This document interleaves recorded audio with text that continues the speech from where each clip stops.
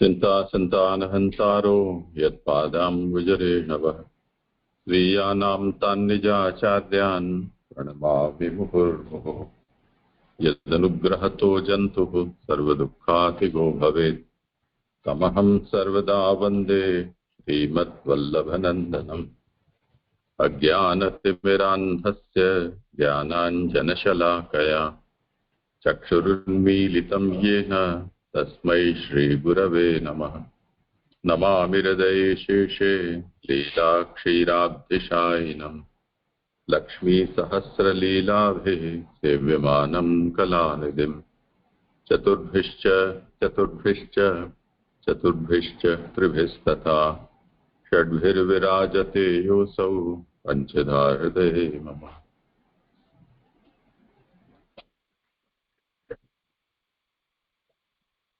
करो आरंभ જેમનો વારો હોય.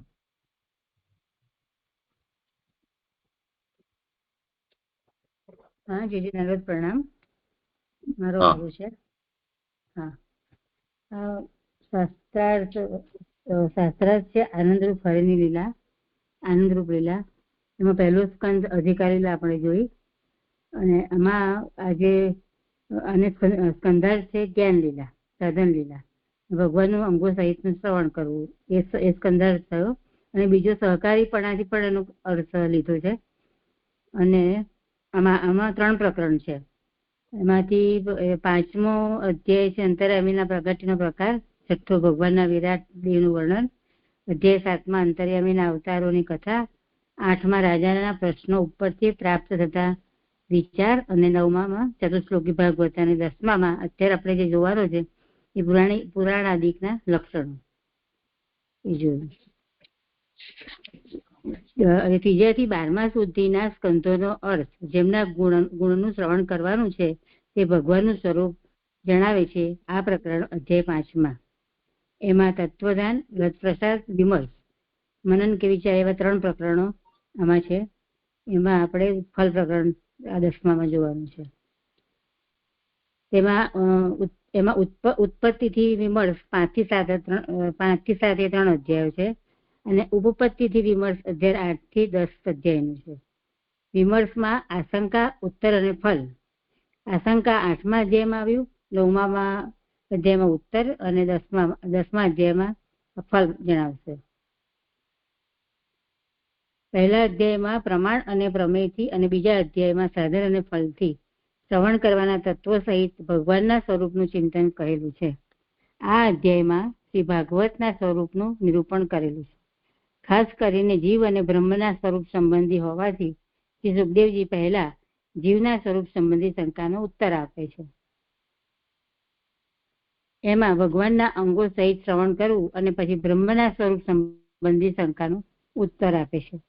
આ 10મા અધ્યાયમાં પુરાણાદિક લક્ષણ, એમાં ભગવાનનું ગુણગાન, કીર્તન અને સ્મરણ કરવું જોઈએ એ શ્રી ભાગવતના મહાવાક્ય એટલે કે આખા ગ્રંથનો અર્થ છે. એમાં પહેલા શ્લોકમાં સર્ગ, વિસર્ગ, સ્થાન, પોષણ અને ઉતિ એ અન્વિત છે, અને જે 5 બીજી છે તે વ્યતિરેક લીલા છે. અહીં 10 બીજા શ્લોકમાં 10 પદાર્થો કેમ કહ્યા, એમાં તો શાસ્ત્રનો ભેદ થાય એવી શંકા થાય, તો એના સમાધાનમાં મુખ્યતઃ તો આશ્રયની જ છે. એનું સારી રીતે જ્ઞાન થાય તેના માટે આ 9 લીલાનું સરળતાથી વર્ણન કરી રહ્યા છે. શ્લોક 3માં સર્ગ વિસર્ગનું લક્ષણ, 4થા શ્લોકમાં ઉતિ લીલા, 5માં ઈશાનું કથા, 6માં નિરોધ મુક્તિનું લક્ષણ. એમાં 5 પ્રકારથી આશ્રય.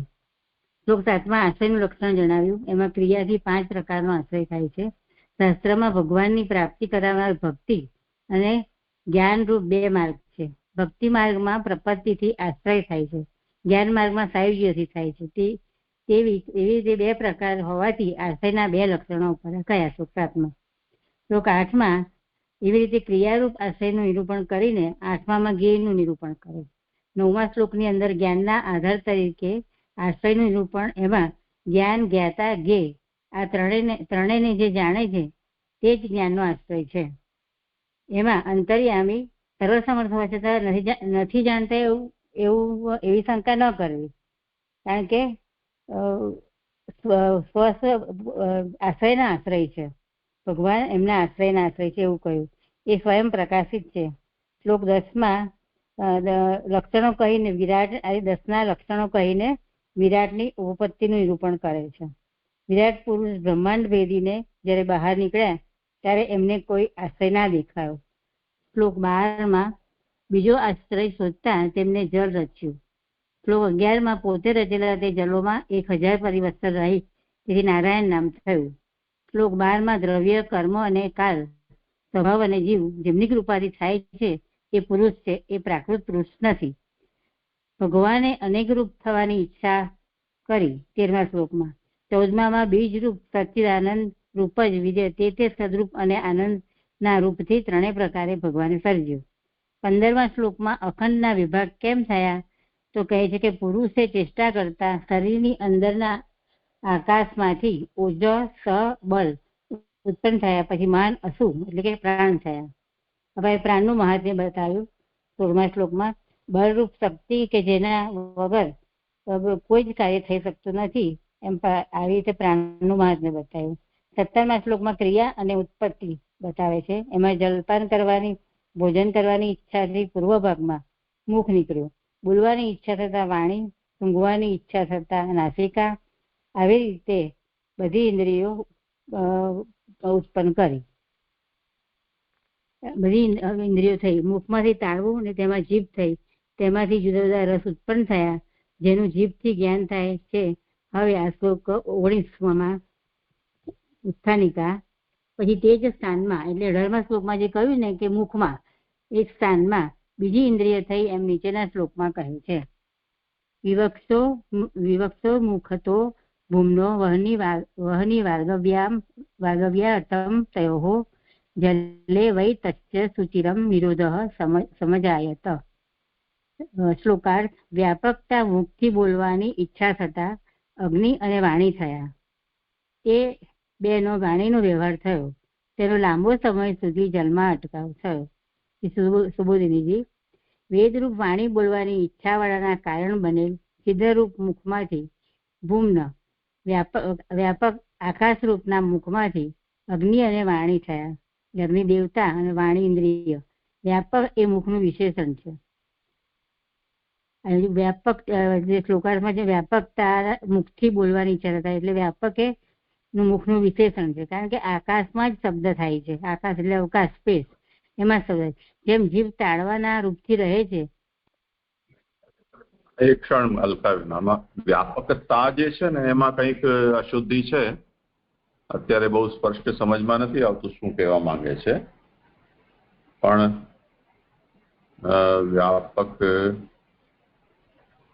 વ્યાપકતાની જગ્યાએ વ્યાપક ના એવું કરી દેજો. જી જી જી. વ્યાપકના મુખથી બોલવાની છે. મને પહેલા એવું જ હતું કે આ વ્યાપક બધું સમજાતું. એટલે એને આપણે સમજવાનું એવી રીતે છે કે મુખથી બોલવાની ઈચ્છા થતા વ્યાપકના મુખથી બોલવાની છે. એટલે વ્યાપક એવા ભગવાન એમને જયારે બોલવાની ઈચ્છા થઈ એવું કહેવા માંગે છે. જી જી જી. વિવક્ષો મુખતઃ એટલે વ્યાપકના મુખથી, એટલે બોલવાની ઈચ્છા થતા વ્યાપકના મુખથી, એવી રીતે એનો અન્વય સમજવાનો છે. જી જી જી. વ્યાપકના મુખથી.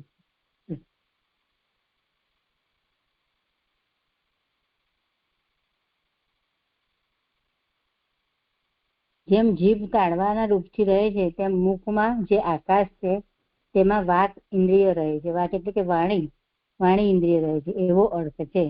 તેઓમાં પહેલા અગ્નિ દેવતા થાય છે, કારણ કે સ્ત્રીરૂપ વાણી પતિ વિના બહાર નીકળે નહીં. તેથી અહીં દેવતા પ્રથમ કહેલ છે કે દેવતા અગ્નિ પ્રથમ કહેલો છે અને પછી વાણી કહ્યું, વાણી ઇન્દ્રિય કહી છે. તેથી એમ જણાવ્યું છે કે બીજામાં પણ પહેલા દેવતા અને પછી ઇન્દ્રિય થાય છે. તે બેનો વાણીનો વ્યવહાર થયો. તે બેના સંબંધવાળો વ્યવહાર વાણીનો વ્યવહાર તે બેના સંબંધવાળો વ્યવહાર વાણીનો વ્યવહાર દેવતા અને ઇન્દ્રિયથી થાય તેવો છે, એકથી થઈ શકે તેવો નથી. એટલે એટલી ઇન્દ્રિયથી વ્યવહાર થઈ ના શકે. દરેક ઇન્દ્રિયોના દેવતા હોય તો જ એનો વ્યવહાર થઈ શકે. એકથી થઈ શકે તેવું નથી. બીજી ઇન્દ્રિયોના સંબંધમાં પણ તેવું જ જાણવું. આ શ્લોક સંપન્ન થયો છે. આમાં એક ફૂટનોટ રહી ગઈ ખરે. તદ્રુપ વ્યાપક હોવા છતાં સાધારણ રીતે શબ્દ ઉત્પન્ન કરતું ન હોવાથી આવું વ્યાખ્યાન કરેલ છે. તદ્રુપ વ્યાપક હોવા છતાં,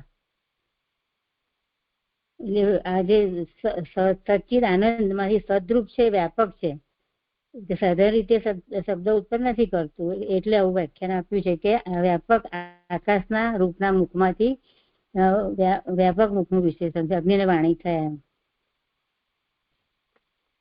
બરાબર. સદરૂપ આ પહેલી ફૂટનોટમાં થોડું કન્ફ્યુઝન છે.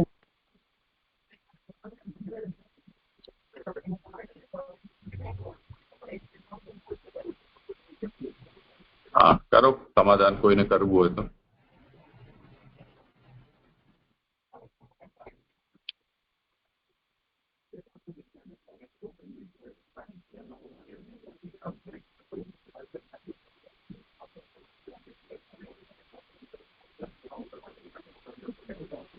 શબ્દ જે છે આકાશ ગુણકમ શબ્દમ એમ કહેવાય છે. એટલે આકાશનો ગુણ શબ્દ છે.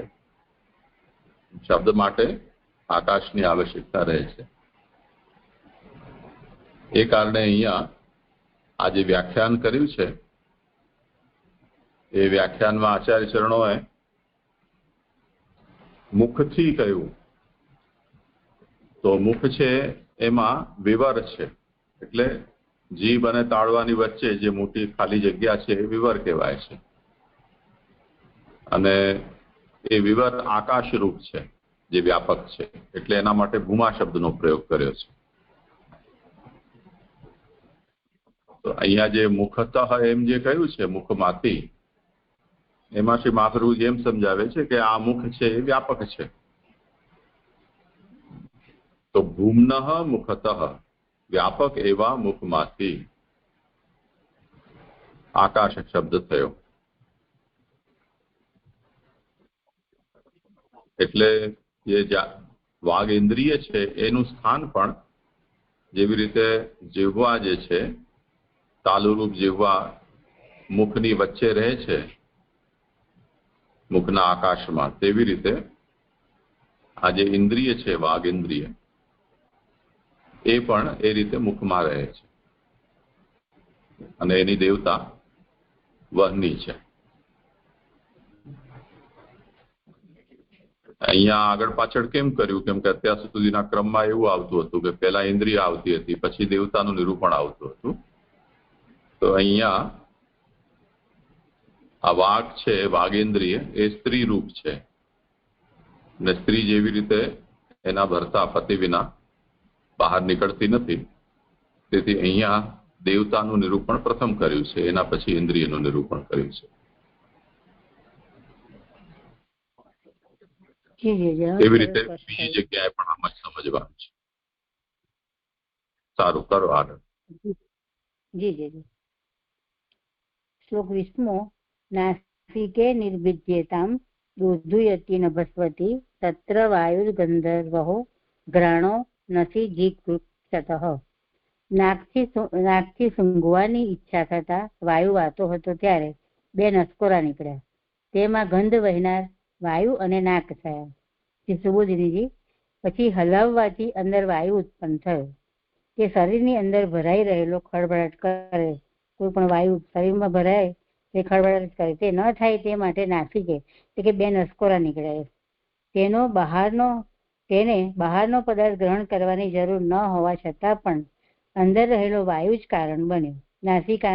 નસકોરા નીકળવાનું કારણ આ વાયુ જ બન્યો. એમ વાયુ વાતો હતો એમ શબ્દો કહેલ છે. નભસ્વાન એટલે વાયુ તે ઘણો વાવા લાગ્યો ત્યારે નસકોરા નીકળ્યા. અથવા નાસિકામાં ફરતો વાયુ જ ગોલકરૂપ છે. તેમાં વાયુ દેવતા છે અથવા ગંધ વહે છે તે ગંધ વહેનાર વાયુ, અને નાક દેવ અને ઇન્દ્રિય છે. વાયુ દેવ છે અને નાસિકા ઇન્દ્રિય છે. તે બેની વચમાં ગંધ વહેનાર વિશેષણ ગંધ વિષય હોવાનું જણાવનારું છે. નાક એટલે ગંધ છે તે વિષય છે. નાક ઇન્દ્રિય છે. નાકથી સૂંઘવાની ઈચ્છા કરનારમાં નાસિકા ગોલકના ઠેકાણે છે અથવા ગોલકના આધારરૂપ છે. એમાં પહેલા બીજા નંબરની ફૂટનોટ રહી ગઈ ને, નસકોરા નીકળવાનું કારણ બને. બીજું છે અહીં અશ્વિની કુમાર દેવતા નથી એમ આથી જણાવે, એટલે કે હવે જે દેવતા છે તે અશ્વિની કુમાર નથી એમ એવું જાણે.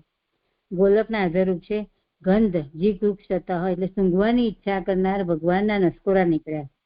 ગંધ ગ્રહણ કરવા ઉત્પન્ન થયા એવી રીતે યોગ્યતા પ્રમાણે ક્રિયાનું અનુસંધાન કરવું કે વિસ્મસ્ત સંપન્ન થાય છે. કઈ હોય વિચારણી કરો આગળ. જી, એવી રીતે મુખ અને નાસિકા જણાવી નીચેના શ્લોકમાં આંખો જણાવવા કહે છે. યદા આત્મની દંડવત પ્રણામ. દંડવત પ્રણામ. અહીં બીજી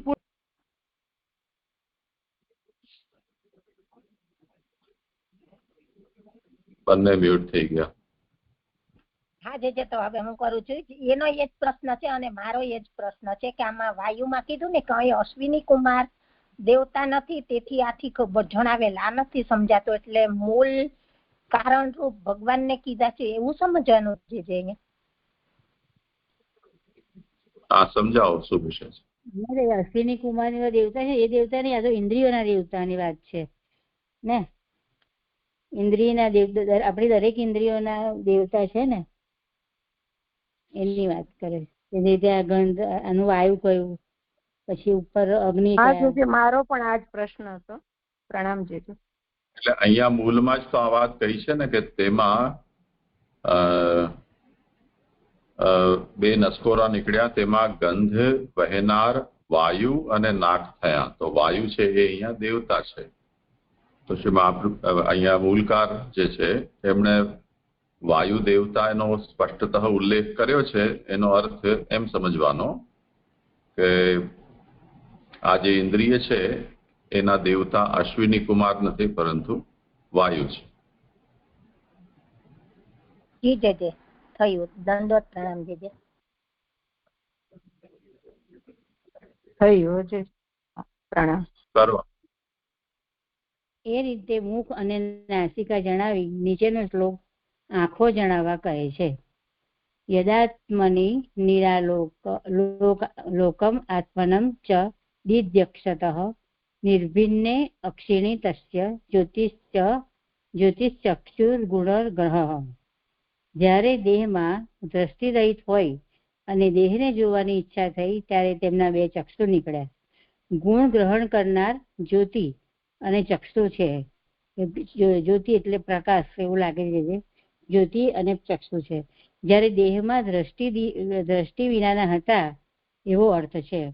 આત્મા કે દેહ તે સંબંધમાં હું કેવો છું એમ જ્યારે તેમણે ન જાણ્યું ત્યારે હું કેવા સ્થાનમાં છું તે અને પોતાના સંબંધનું બીજું પણ જાણવાની ઈચ્છા થઈ ત્યારે બે ચક્ષુ વગેરેને પ્રકાશની દર્પણની જગ્યાએ પ્રકાશની જરૂર નથી એવું આપણે ગઈ વખતે લખાયેલું છે. જે પ્રકાશની નથી એમ પહેલા જ કહેલું છે. તેમને તો માયાથી મોહ થયેલ ન હતો તેથી માયા એ દ્રષ્ટિને અટકાવેલી ન હતી. ન જોવાનું તો દર્શન ન કરવાથી થયેલ, કે ન જોવાનું દર્શન ન કરવાની ઈચ્છાથી થયેલ એવું સમજાય છે. આ લીટી નથી સમજાતી બરાબર. ન જોવાનું તો દર્શન ન કરવાથી થાય. તેમાં જ્યોતિ દેવતા છે. જ્યોતિ દેવતા છે એટલે સૂર્યનો પ્રકાશ. સૂર્ય એવો અર્થ છે. સૂર્ય જ્યોતિનું આધિદેવિક રૂપ છે. આધ્યાત્મિક રૂપ તો સૂર્ય શબ્દથી કહેવાતું તેનું મંડળ છે. કિરણો તો આધિભૌતિક છે. તેથી અહીં આધિદેવિક રૂપ જ હોવાથી જ્યોતિ હિ શબ્દ યોજેલ છે. ચક્ષુ ઇન્દ્રિય છે. રૂપ ગુણ છે. 5 જ્ઞાનેન્દ્રિયોના ગુણો મધ્યે રૂપ જ પ્રસિદ્ધ હોવાથી દેવતા અને ઇન્દ્રિયથી ગુણનું જ્ઞાન થાય છે એવો અર્થ છે. અને પેલી ફૂટનોટ માયા એટલે તમ અંધકાર એવું લખાયું છે. આ સંપન્ન થયો. કે આ ન જોવાનું દર્શન ન કરવાથી થાય? એટલે અહીંયા એમ કહ્યું ને કે યદાત્મની નિરાલોકમ આત્માનંચ દિદ્રક્ષત. એટલે આ જે વિરાટ પુરુષ છે એને પોતાને નિરાલોક જોયો અને એને જોડવાની ઈચ્છા થઈ. પોતાને મતલબ દેહને, પોતાના વિરાટ દેહને. તો અહીંયા મૂળમાં જે નિરાલોક પદનો પ્રયોગ કર્યો છે એનાથી શું સમજવું જોઈએ? કેમ કે આ તો વિરાટ સચ્ચિદાનંદ સ્વરૂપ છે, તો માયાનો તો અહીંયા કોઈ પ્રસંગ નથી, તે જ રીતે પ્રકૃતિનો પણ અહીંયા કોઈ અવસર નથી. તો અહીંયા નિરાલોકનો અર્થ શું? તો એના માટે અહીંયા એનું વિવેચન કર્યું છે કે નિરાલોકસ્તુ આદર્શન કૃતઃ.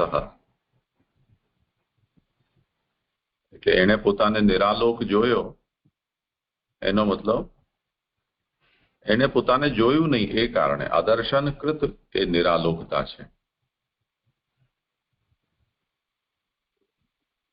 જી જી દર્શન રૂપ એ નિરાલોકતા. નહીં, દર્શન રૂપ નહીં, નહીં જોવાને કારણે નિરાલોકતા છે. કોઈ વસ્તુ બધું પ્રકાશિત જ હોય, સામે પડી હોય, પરંતુ તમે એને જુઓ નહીં તો એ અદર્શન કહેવાય ને. આપણે એને એમ કહીએ કે તમે જુઓ તો ખરા.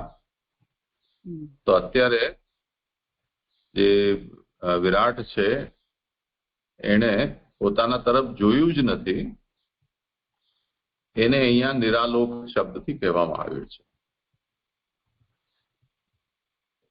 જી જી હવે સમજાયું.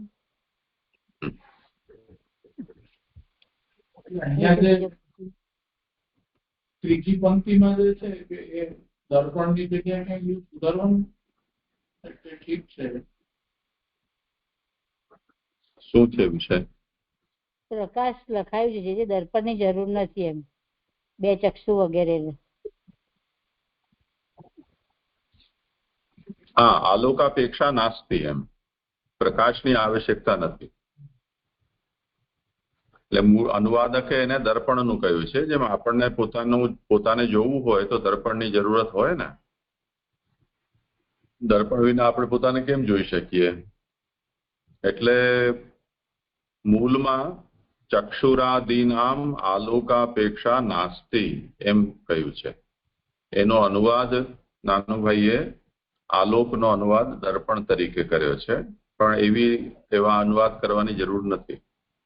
આલોકનો અર્થ અહીંયા પ્રકાશ સમજવાનો.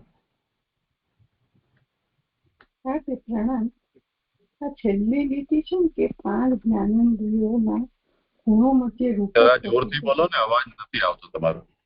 હા હા, છેલ્લી લીટી છે ને જે 5 જ્ઞાનેન્દ્રિયોના ગુણો વચ્ચે રૂપક પ્રસિદ્ધ હોવાથી દેવતા અને ઇન્દ્રિયથી ગુણનું જ્ઞાન થાય છે એવો અર્થ છે. એ નથી સમજાતું. એટલે જ્ઞાનેન્દ્રિયોમાં રૂપ કેમ પ્રસિદ્ધ છે એવું કેમ કીધું? એટલે ચક્ષુ તો એનાથી તો આપણે જોઈ શકીએ છીએ ને રૂપને, ચક્ષુ ઇન્દ્રિયથી. એ 5 જ્ઞાનેન્દ્રિયોમાં ચક્ષુ પ્રસિદ્ધ છે. દેવતા અને ઇન્દ્રિયથી ગુણનું જ્ઞાન થાય છે. એટલે એના જે દેવતા છે ને, જ્યોતિ દેવતા, એનાથી ઇન્દ્રિય એટલે ચક્ષુનું જ્ઞાન થાય છે એવો અર્થ છે. એવું સમજાય છે. જે મને નથી ખ્યાલ આવે બહુ. થોડું કરો સ્પષ્ટ. 5 ગુણો કયા છે?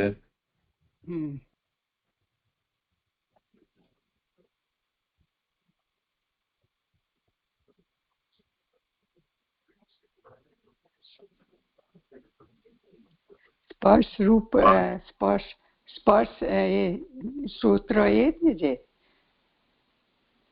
જ્ઞાનેન્દ્રિયોના ગુણો. સ્પર્શ, રૂપ, રસ, ગંધ. હા,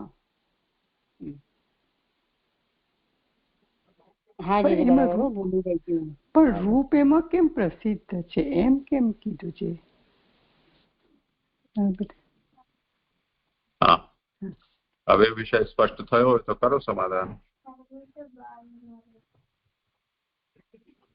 હા એટલે રૂપ જ પ્રસિદ્ધ છે ને.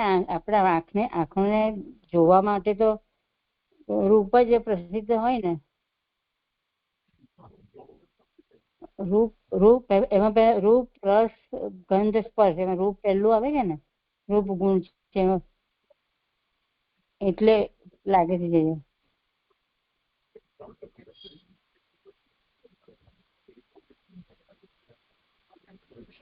કોઈ બી વસ્તુ આપણે જોવી હોય. તસ્ય જ્યોતિઃ ચક્ષુર્ગુણગ્રહ.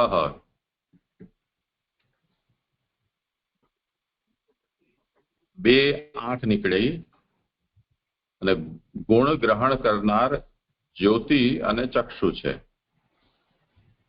તો અહીંયા રૂપ ગ્રહણ કરનાર એમ કહેવું જોઈતું હતું ને. રૂપનું ગ્રહણ ચક્ષુરેન્દ્રિયથી થાય છે. તો સ્પષ્ટ રૂપથી રૂપ ગ્રહણ કરનાર ન કહીને ગુણ ગ્રહણ કરનાર એમ કેમ કહી દીધું? તો એનું કારણ શ્રી મહાપ્રભુજી બતાવી રહ્યા છે કે આખા દુનિયામાં બધાને એ વાત ખબર છે કે આંખોથી રૂપ ગ્રહણ થાય, એટલે અહીંયા ગુણ ગ્રહણ કરનાર કહી દીધું છે, રૂપ ગ્રહણ કરનાર નથી કહ્યું. કેમ કે આ કહેવાનો વિષય જ નથી, કોઈને પણ સમજમાં આવે એવી વાત છે. હા, સ્પષ્ટ થયું. હા જી, પ્રણામ.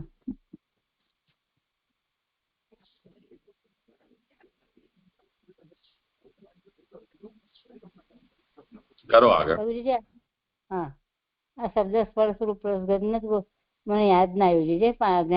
પાંચ જ્ઞાનેન્દ્રિયો ભૂલી ગઈ. બૌદ્ધ માનસ્ય ઋષિ ભીર આત્મનસ્તુ જીજ કૃક્ષત કર્ણો ચ નિર્ભિદ્યેતામ દિશઃ સ્તોત્રમ ગુણગ્રહ.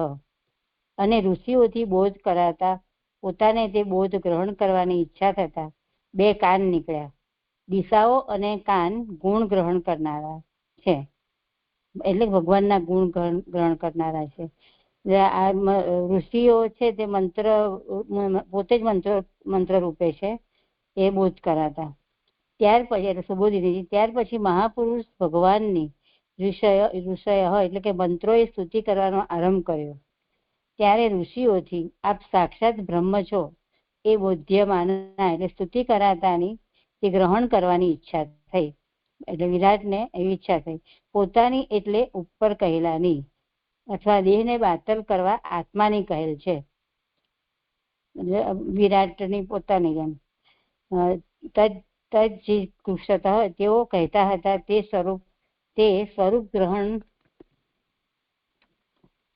કરવાની ઈચ્છા વાળાના ગોલક રૂપ બે કાન નીકળ્યા. દિશાઓ દેવતા છે, કાન ઇન્દ્રિય છે, ગુણ ગ્રહ એટલે શબ્દનું ગ્રહણ કરનાર, કારણ કે શબ્દ પહેલા થયેલો. સંપન્ન થયો છે 22મો શ્લોક. સૌથી પહેલા શબ્દ થયેલો કહ્યું.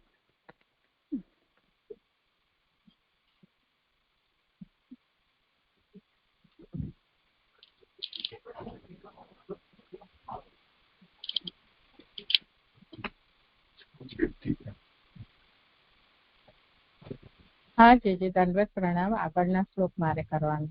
દંડવત પ્રણામ. ત્યાં સ્વરૂપ જ સમજવું ને, જો કહેતા હતા તે સ્વરૂપ ગ્રહણ કરવાની ઈચ્છા વાળામાં તો સમજાય તો કેવું કે જે મંત્રથી બોલી રહ્યા હતા એ જે તમે સાક્ષાત બ્રહ્મ છો એવું બોધ કરી રહ્યા હતા, તે સાંભળવા માટે એમની ઈચ્છા થઈ.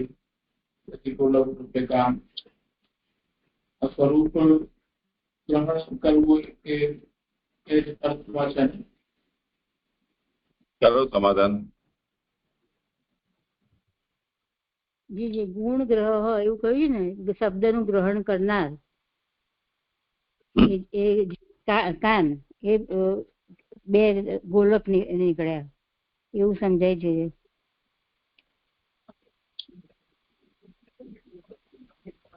ક્યાં પૂછી રહ્યા છો તમે જરા સ્પષ્ટ કરો. છેલ્લી પંક્તિ જે છે કે તદ જિગૃક્ષતા પાના નંબર કયો?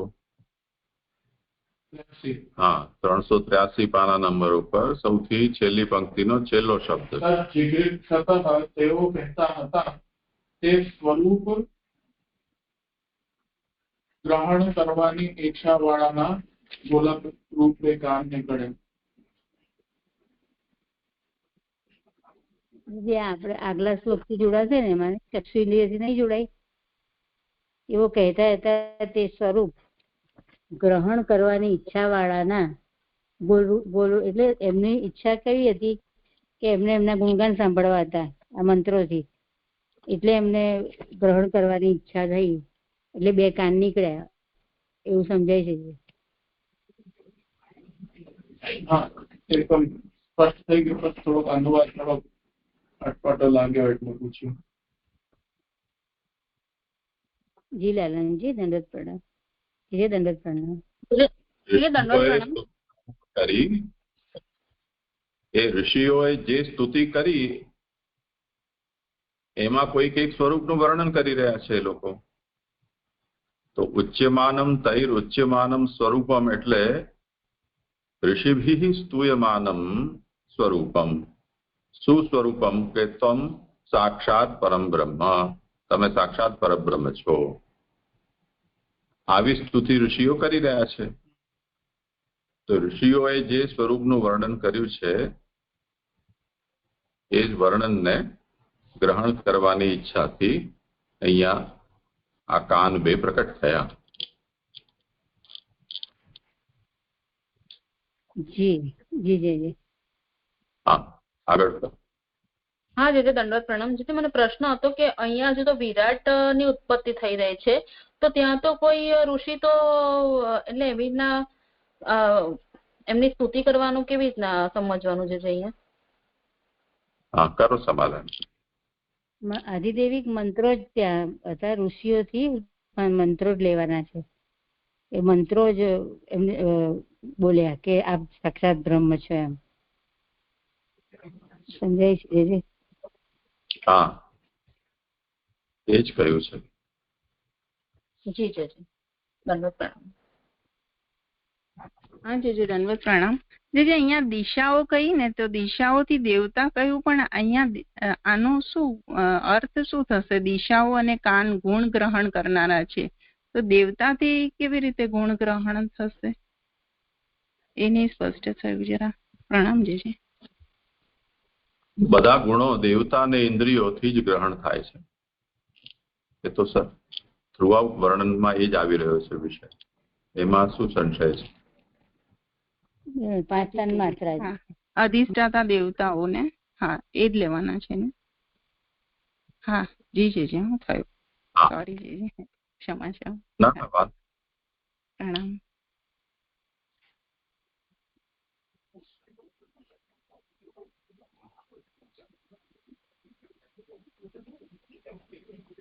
જે દંડવત પ્રણામ. કરું આગળ કે?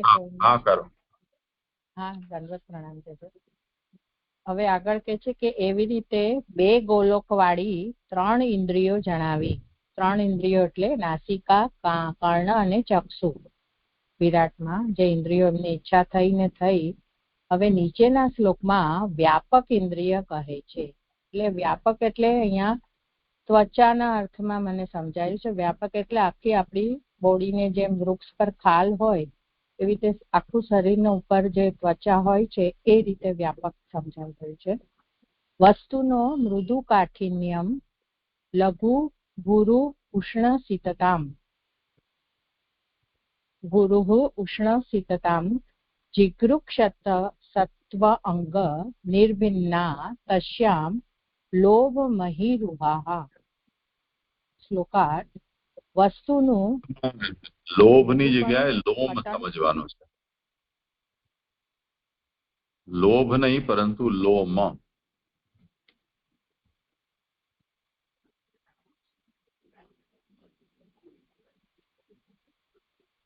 અને એની સાથેનો આગળનો પણ એક શ્લોકનો અંશ છે ભેગો જ છે. તત્ર ચાંતર બહિર્વાયુ ત્વચા લબ્ધ ગુણો વૃત્તઃ.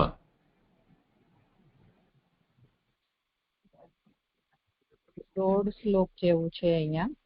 આજે જે એક તો લોમ મહિરુહા, પછી તત્ર ચ અંતર બહિઃ વાયુ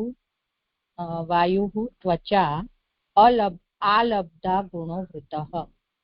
આ રીતે અહીંયા ત્વચા ઇન્દ્રિયનું અહીંયા આ શ્લોકમાં કહી રહ્યા છે. એમાં શ્લોકાર્થ કરું કે વસ્તુનું મૃદુપણું, કઠણપણું, લઘુપણું, ગુરુપણું, ઉષ્ણપણું અને શીતપણું ગ્રહણ કરવાની ઈચ્છાવાળા થતા ત્વચા નીકળી. તેમાં રૂવાડા અને વૃક્ષો, એટલે કે રૂવાડા ઇન્દ્રિય અને વૃક્ષો દેવતા છે.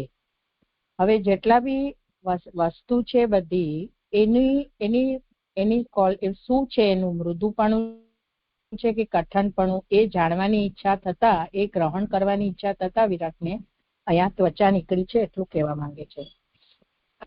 ઘટપટ વિગેરે વસ્તુના લઘુપણા વિગેરે ગ્રહણ કરવાની ઈચ્છા થતા ત્વચા નીકળી. તેમાં રૂવાડા ઇન્દ્રિય છે અને વૃક્ષો દેવો છે.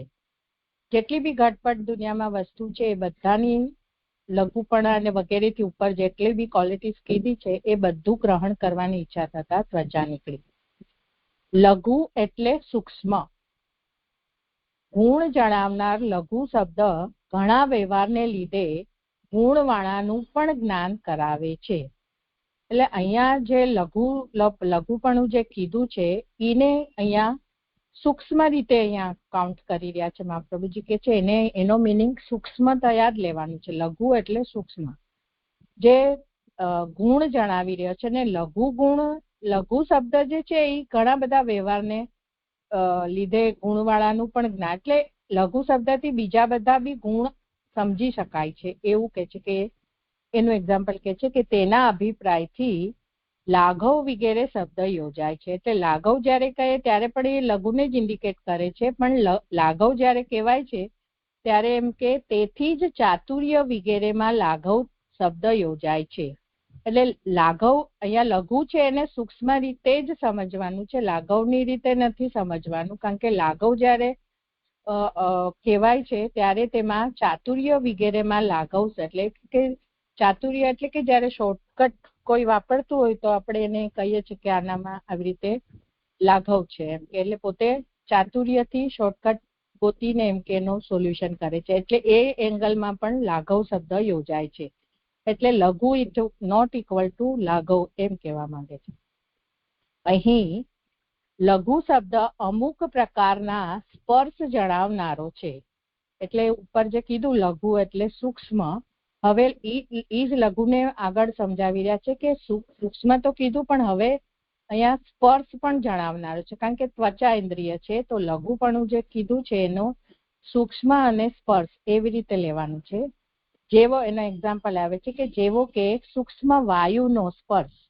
એમાં પહેલી ફૂટનોટ છે કે અહીં ગુરુપણું ન હોવાનું ગ્રહણ થતું નથી, પરંતુ સૂક્ષ્મ સ્પર્શનું જ ગ્રહણ થાય છે. એટલે લઘુપણું છે એને ગુરુપણું ન કહીને, એટલે ઓપોઝિટમાં ગુરુપણું ન હોવાનું ગ્રહણ અહીંયા કહેવા નથી માંગતા, પણ લઘુ ઇક્વલ ટુ સૂક્ષ્મ સ્પર્શ એ અહીંયા સ્પષ્ટતા કરી રહ્યા છે. એટલે જેવી રીતે વાયુ, સૂક્ષ્મ વાયુનો સ્પર્શ. પછી કે છે કે ગાઢ સ્પર્શ હોય ત્યારે તે મૃદુપણું જણાતું નથી. હવે એકદમ ગાઢ સ્પર્શ હોય જોરથી કે આલિંગન કરેલો હોય એવી રીતે વધારે પડતો ગાઢ સ્પર્શ હોય ત્યારે તે મૃદુપણુંનું અંદાજ નથી આવતો, એનું જ્ઞાન નથી થતું મૃદુપણું. સ્પર્શ કરવાનો હોય ત્યારે કર્ણ વગેરેમાં સર્વત્ર લઘુ સ્પર્શ જ કરાય છે. એમાં બીજી ફૂટનોટ છે કે કાનથી શબ્દ ગ્રહણ કરવામાં આવે તેમાં સ્પર્શ થતો નથી એમ ન માનવું. એટલે જયારે કાનમાં શબ્દ જાય છે ત્યારે સ્પર્શ નથી થતો એવું નહીં માનવું. એનું કારણ કે છે, કારણ કે શબ્દ લાવનાર વાયુ તેને કાન સુધી લાવે ત્યારે કાનની ત્વચા સાથે તે વાયુનો સ્પર્શ થતા તે સંયોગ રૂપ સ્પર્શની તે જ ક્રિયાથી કાન શબ્દનું ગ્રહણ કરે છે.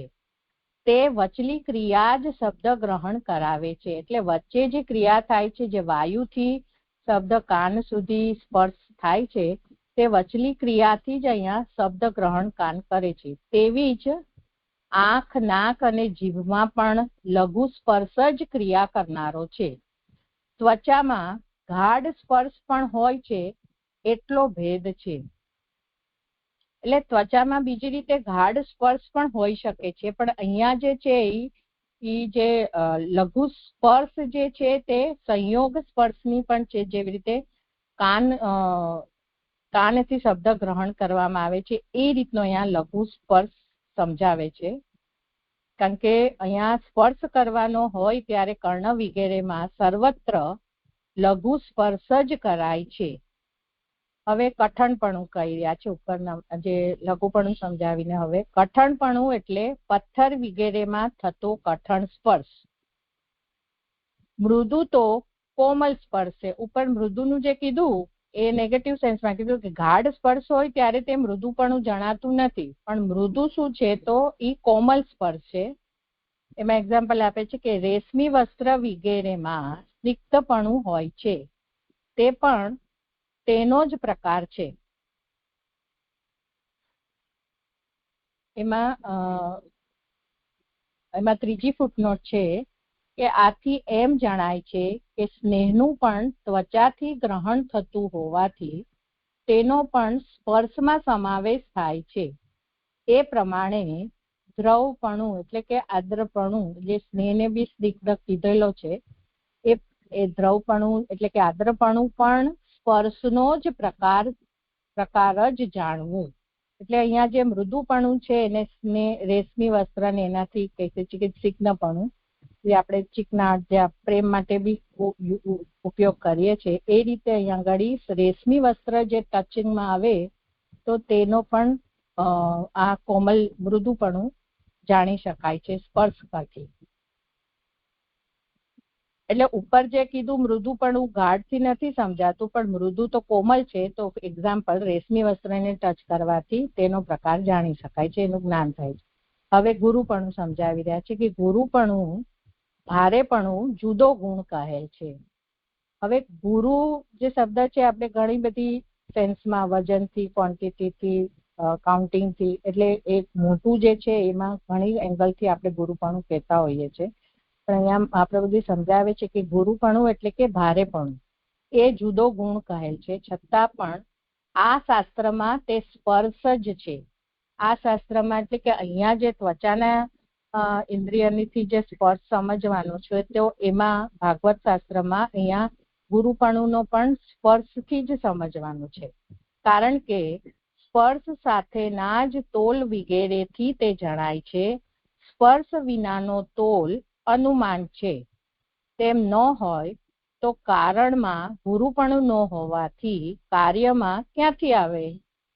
તો એની પહેલા ચોથી નોટ છે કે સ્પર્શ સાથેનો જ તોલ. એટલે અહીંયા ગુરુપણું આપણે બધું સ્પર્શ જ લેવાનું કહી રહ્યા છે, પણ અહીંયા સ્પર્શ સાથે જે તોલ વગેરેથી જણાય, એટલે જે ગુરુપણું છે એ ત્રાજવાથી આપણે બે હોય તેને ત્રાજવ્યાથી જોખીએ ત્યારે ખબર પડે કે એક ભારે છે ને એક હલકું છે. તો એમાં ચોથી ફૂટનોટ પહેલા લઉં છું કે ત્વચાના સ્પર્શ સાથે જ તેની ત્વચાથી જણાતું હોવાથી તે પણ સ્પર્શ જ છે. એટલે સૌથી પહેલા ગુરુપણાને સ્પર્શથી જ ગુરુપણું અહીંયા સ્પર્શથી જ સમજાય છે. પણ એની સાથે કહે છે કે તોલ સાથે વગેરેથી જણાય અને સ્પર્શ વિનાનો તોલ હોય તો એ અનુમાન છે એમ કહેવા માંગે છે. અને જો તેમ ન હોય તો કારણમાં પણ ગુરુપણું ન હોવાથી કાર્યમાં તે ક્યાંથી આવે?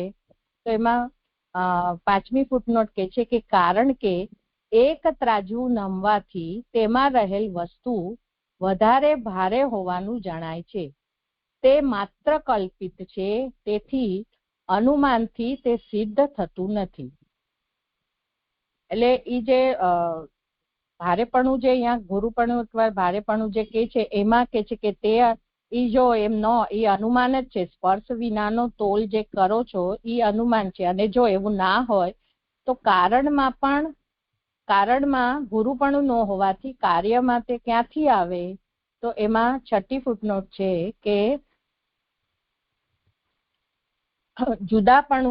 જુદાપણાની પેઠે ભારેપણું જાણવામાં બીજાની જરૂર ભલે હોય તેમાં શું દોષ? હવે જયારે બે વસ્તુ લે ત્યારે એની ખબર પડે કે ભારેપણું છે કે હલકુપણું છે. તો બીજી વસ્તુની જરૂર પડે છે તો એમાં દોષ શું આવે? કારણ કે અહીંયા સ્પર્શની વાત છે તો 1 to 1 એકને સ્પર્શ થઈ રહ્યો છે ને આપણે કહી રહ્યા છે કે આ ગુરુપણું છે. તો અહીંયા શંકા ઉઠાવી રહ્યા છે કે જુદાપણાની પેઠે ભારેપણું જાણવામાં બીજાની જરૂર ભલે હોય તેમાં શું દોષ?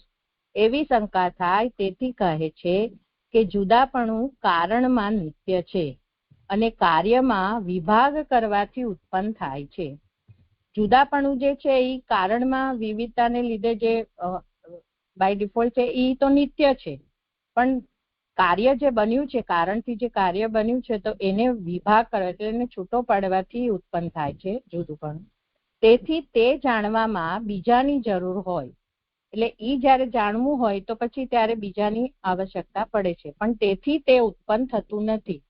ચાલુ પ્રસંગમાં તો પરમાણુઓ સર્વથી લઘુ છે, તેથી કારણ એટલે કે પરમાણુમાં ભારેપણું નથી, તેથી કાર્યમાં તેની ઉત્પત્તિ ક્યાંથી થાય? એટલે અહીંયા જે કીધું કે કારણમાં ગુરુપણું ન હોવાથી કાર્યમાં તે ક્યાંથી આવે, તો અહીંયા પરમાણુના એક્ઝામ્પલથી કહી રહ્યા છે કે પરમાણુ સર્વથી લઘુ છે, તેથી કારણ પરમાણુમાં ભારેપણું નથી. સર્વથી લઘુ છે એટલે એમાં ભારેપણું નથી, તેથી કાર્યમાં તેની ઉત્પત્તિ ક્યાંથી થાય? એટલે કારણમાં નથી તો કાર્યમાં પણ નહીં જ આવે. એટલે અહીંયા ભારેપણું નથી એમ કહેવામાં છે. ગુરુપણું જે સ્પર્શથી જ અનુમાન કરવા એટલે સ્પર્શથી જ લેવાનું છે. ગુરુપણું જે સમજવાનું છે તે. હવે બીજાનો મત કહી રહ્યા છે અહીંયાથી. અને અહીંયા 7મી ફૂટનોટ છે કે બહુપણું તો ઝાઝાપણું જણાવનારું જ છે, ભારેપણું જણાવનારું નથી. હવે જે ગુરુપણુંની ભારેપણું સમજાવી દીધું, હવે ગુરુપણું ઇક્વલ ટુ બહુપણું સમજો તમે તો એમાં ઝાઝાપણું જણાવનારું જ છે, ભારેપણું જણાવનારું નથી. તો એમાં 7મી ફૂટનોટ કે છે કે ઝાઝા રૂનો ઢગલો અને પથ્થરને ઉપરથી પાડવામાં આવે ત્યારે પથ્થરમાં બહુપણાથી જણાવેલ ભારેપણું ન હોવાથી તે પહેલો પડવો ન જોઈએ, છતાં તે પહેલો પડે છે. ઝાઝાપણું ભારેપણું જણાવતું નથી. એટલે જે અહીંયા ગુરુપણું જે છે એ નોટ ઇક્વલ ટુ ભારેપણું, અને પછી અહીંયા બહુપણું ને ઝાઝાપણાથી બી એને કઈ સમજાવી રહ્યા છે. એક્ઝામ્પલમાં એક રૂનો મોટો ઢગલો હોય ને સામે એક પથ્થર હોય, તો એક પથ્થર છે એ બહુપણું ન થયું, પણ રૂનો ઢગલો ઝાઝાપણું થયું.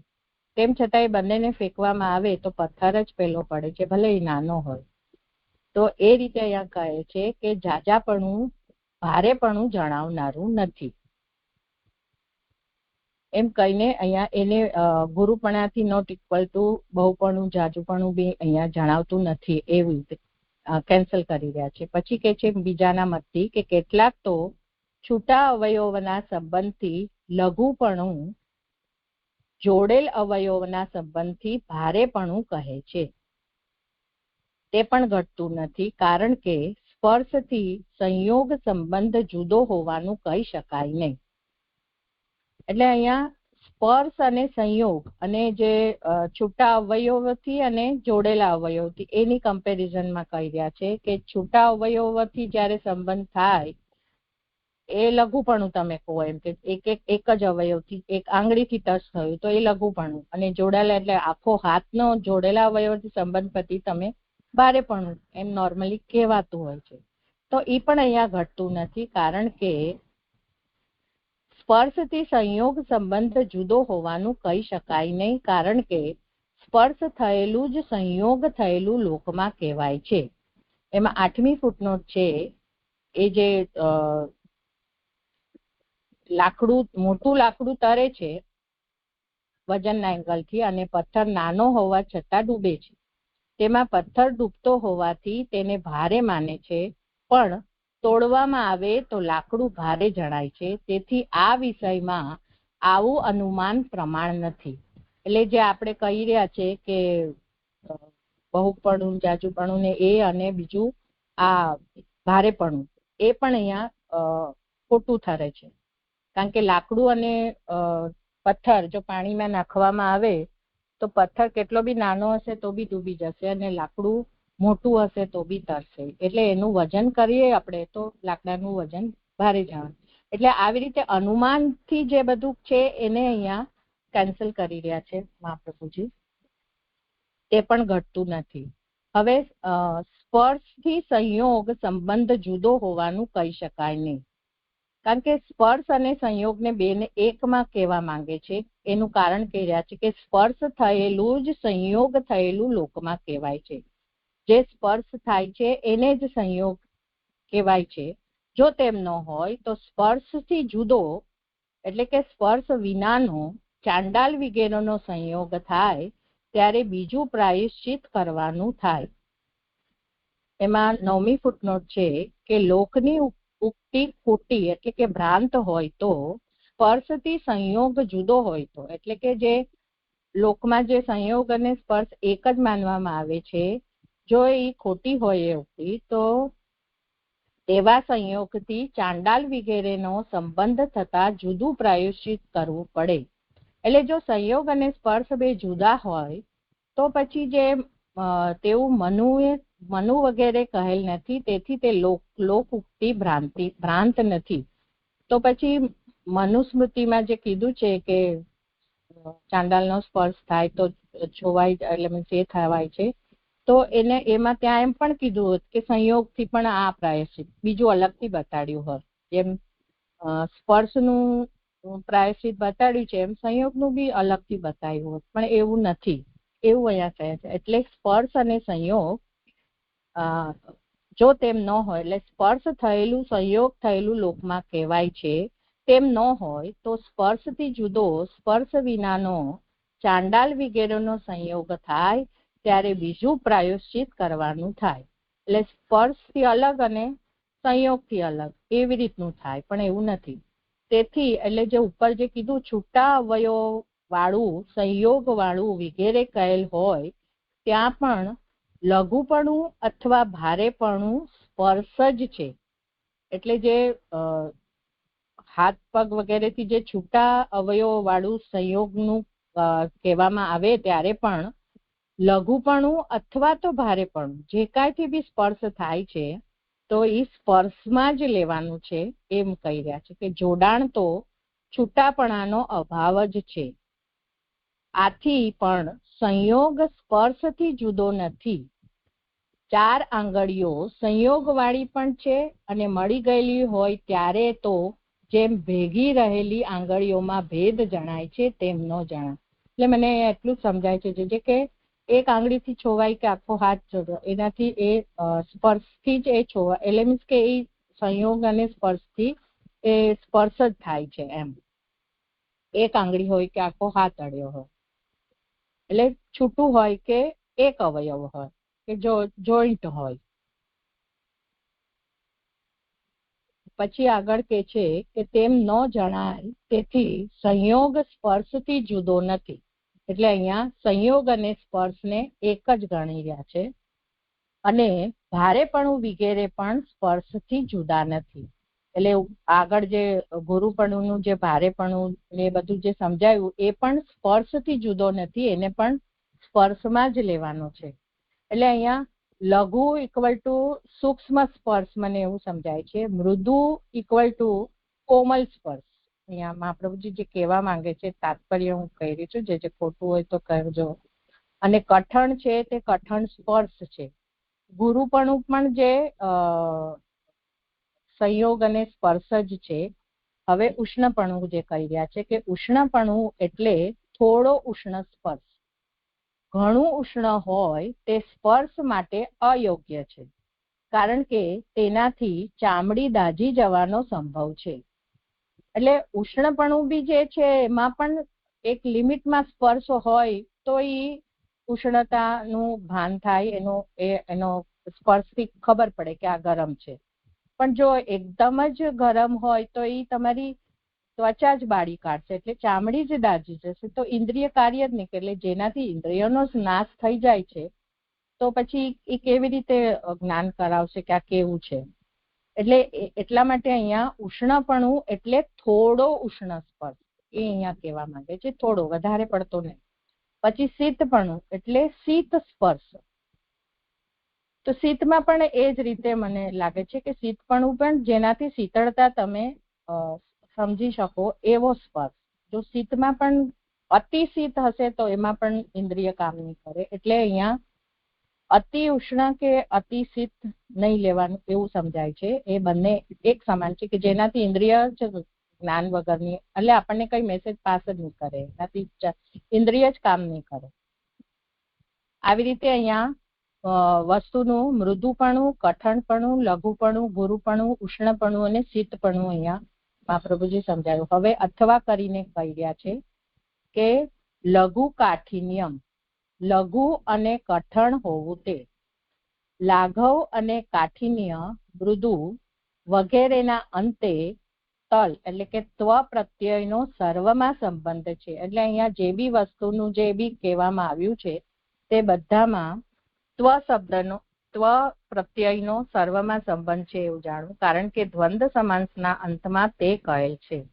મને આ બહુ નથી સમજાતું, ટ્રાય કરું છું. તેથી મૃદુત્વ, ગુરુત્વ, ઉષ્ણત્વ, શીતત્વ એવો અર્થ છે. એટલે અહીંયા અથવા કરીને પણ આ જેટલા બી બતાવ્યા છે સ્પર્શના તે બધામાં ત્વ પ્રત્યય લગાડવાનું એવો અર્થ લેવાનો છે ત્વથી.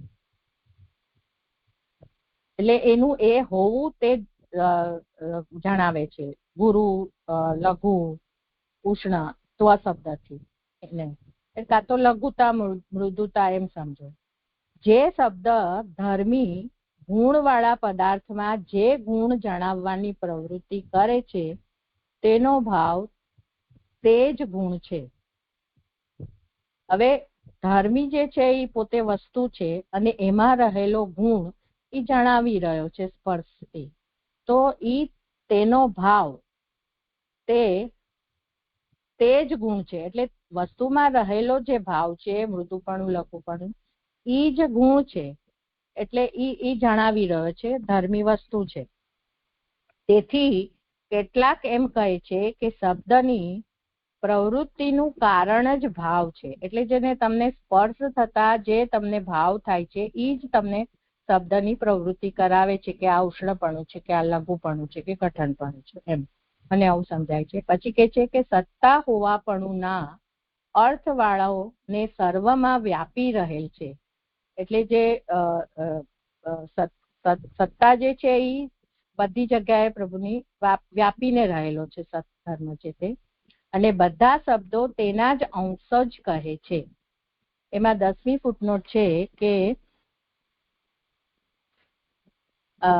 પ્રત્યાવલંબનમાં કહેલા પ્રકારે શબ્દનો અર્થ ભગવાન હોવાનું કહે છે.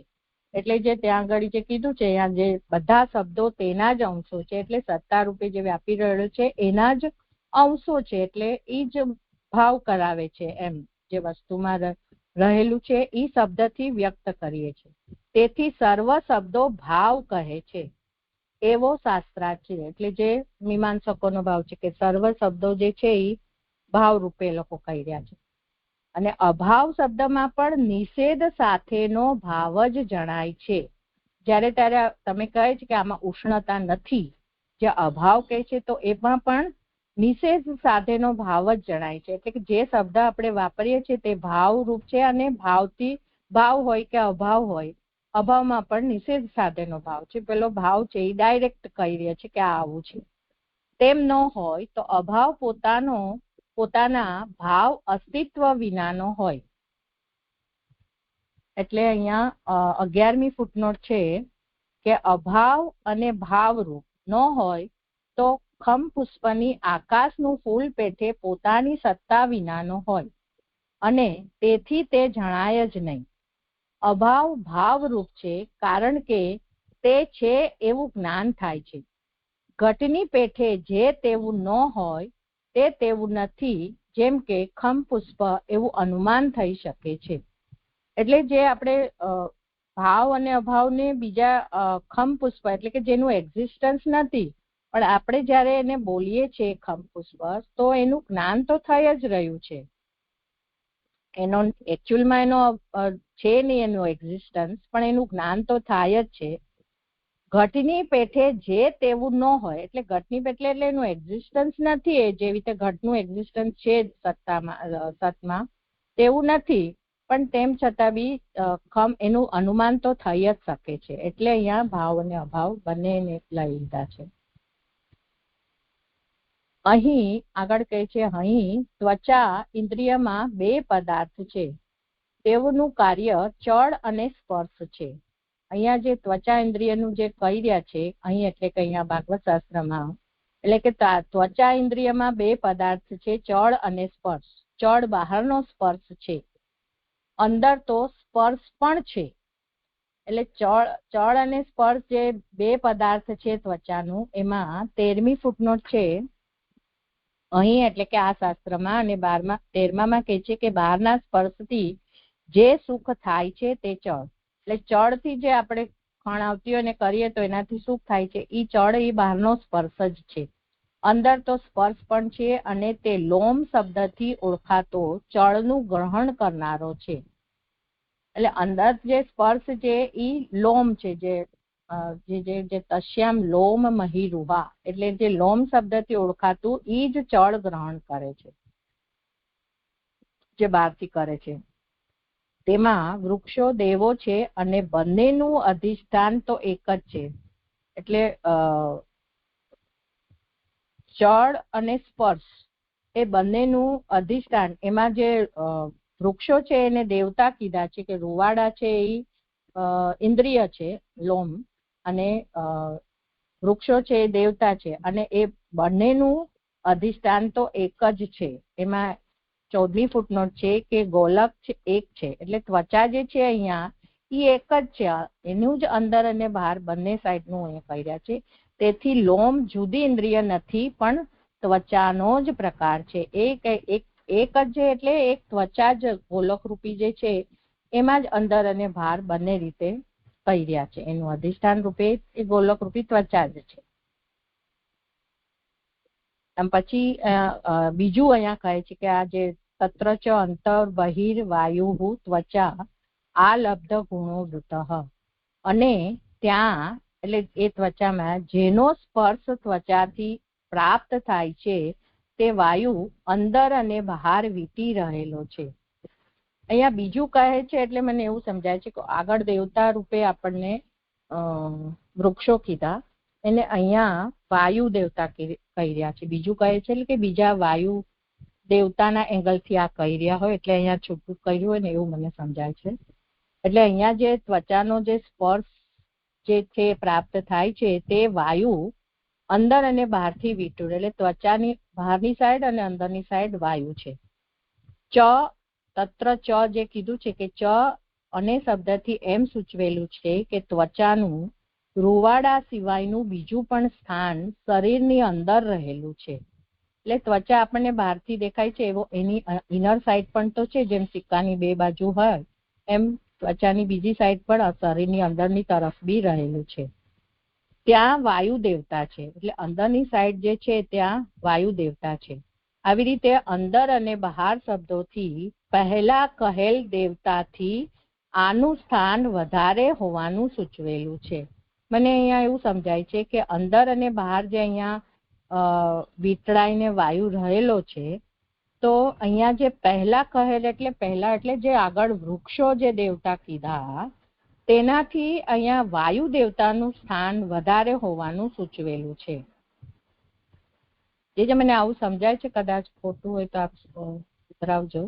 ત્વચા આ લબ્ધ ગુણ એ શબ્દથી ત્વચા ઇન્દ્રિયથી સ્પર્શ ગ્રહણ થવાનું કહેલ છે. એટલે ત્વચા ઇન્દ્રિયથી તો સ્પર્શ ગ્રહણ આ લબ્ધ ગુણ એટલે એનાથી સ્પર્શ ગુણ સમજાય છે. અહીં દેવતા મુખ્ય છે. અહીંયા જે વાયુ દેવતા જે કહી રહ્યા છે એ મુખ્ય છે. તેમ ન હોય તો યોગમાં વાયુ રોકવામાં આવે ત્યારે સ્પર્શ અટકાત નહીં.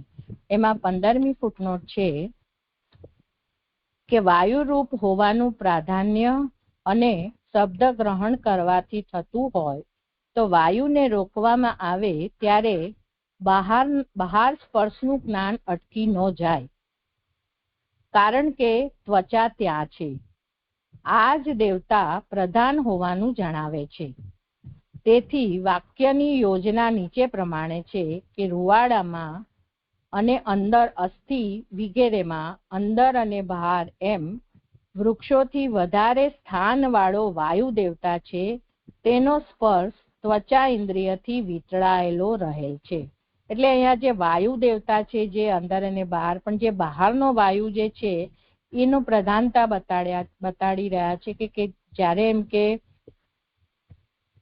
આ જે યોગી હોય છે એ જ્યારે યોગમાં પોતે જે વાયુ રોકે છે અપાન એનાથી, તો એનાથી એનો સ્પર્શ બી બહારની દુનિયાનો સ્પર્શ, એટલે ત્વચાને જે કાંઈ બી સ્પર્શ થાય તો એટલે જ એ લોકો, મને લાગે છે કે યોગીઓ જે વરસાદ, તાપ ને બધું, શીત ને બધું જે સહન કરી શકે છે, તો એવી એ લોકોને સ્પર્શ અટકી જાય છે વાયુ રોકવામાં આવે છે, એવું મને સમજાય છે. જે વૃત્ત એટલે વીંટી રહેલો, એટલે આવી રીતે વીંટળાઈ રહેલો જે વાયુ છે એ દેવતા જે એને અટકાવીને એ યોગ કરે છે, એવો શબ્દનો એવો અર્થ છે કે અંદર અને બહાર બંને સાઈડ પર વાયુ વીંટળેલો છે. આથી એમ કહેલા છે કે બહારનો વાયુ દેવતા નથી, પણ અંદરના વાયુનું અહીંયા ઇમ્પોર્ટન્સ. આજે બીજી એક પંક્તિ છૂટી કરીને જે વાયુને દેવતા તરીકે લાવ્યા ને, તેમાં પણ બંને સાઈડ વાયુ હોવા છતાં પણ જે અંદરનો વાયુ છે એ દેવતાનું અધિક મહાત્મ્ય અહીંયા બતાવ્યું. જે મને આટલું સમજાયું, મને થોડુંક ઓછું સમજાયું છે પણ ટ્રાય કર્યો મેં. હા, કઈ હોય વિચારણી? શરૂઆતથી જે વિષય હોય તે. એક તો આ ચાતુર્ય જે કીધું એ લાઘવ જે શબ્દ લઘુમાં લાઘવ શબ્દ એ શોર્ટકટ જે વાપરે એના માટે ચાતુરતા આપણે જે લઘુમાં કહીએ છીએ એ રીતે લેવાનું છે ને, એટલે એ મિનિંગ નથી લેવાનું અહીંયા. લઘુ એટલે સૂક્ષ્મ, બરાબર ને જોજો? પછી અહીંયા જે ગાઢ સ્પર્શ હોય ત્યારે તે મૃદુપણું જણાતું નથી. તો હવે લઘુ ઇક્વલ ટુ સૂક્ષ્મ વાયુનો સ્પર્શ એ જે મહાપ્રભુજીએ કરી દીધું. પછી જે મૃદુપણું જે વચ્ચે કીધું ને, પછી કર્ણની વાત લાવ્યા લઘુ સ્પર્શમાં, એટલે મૃદુપણું જે ગાઢ સ્પર્શથી ને અને મૃદુ તો કોમલ સ્પર્શ છે, એ બંને સેન્ટેન્સ મૃદુપણા માટે જ કહી રહ્યા છે ને જે.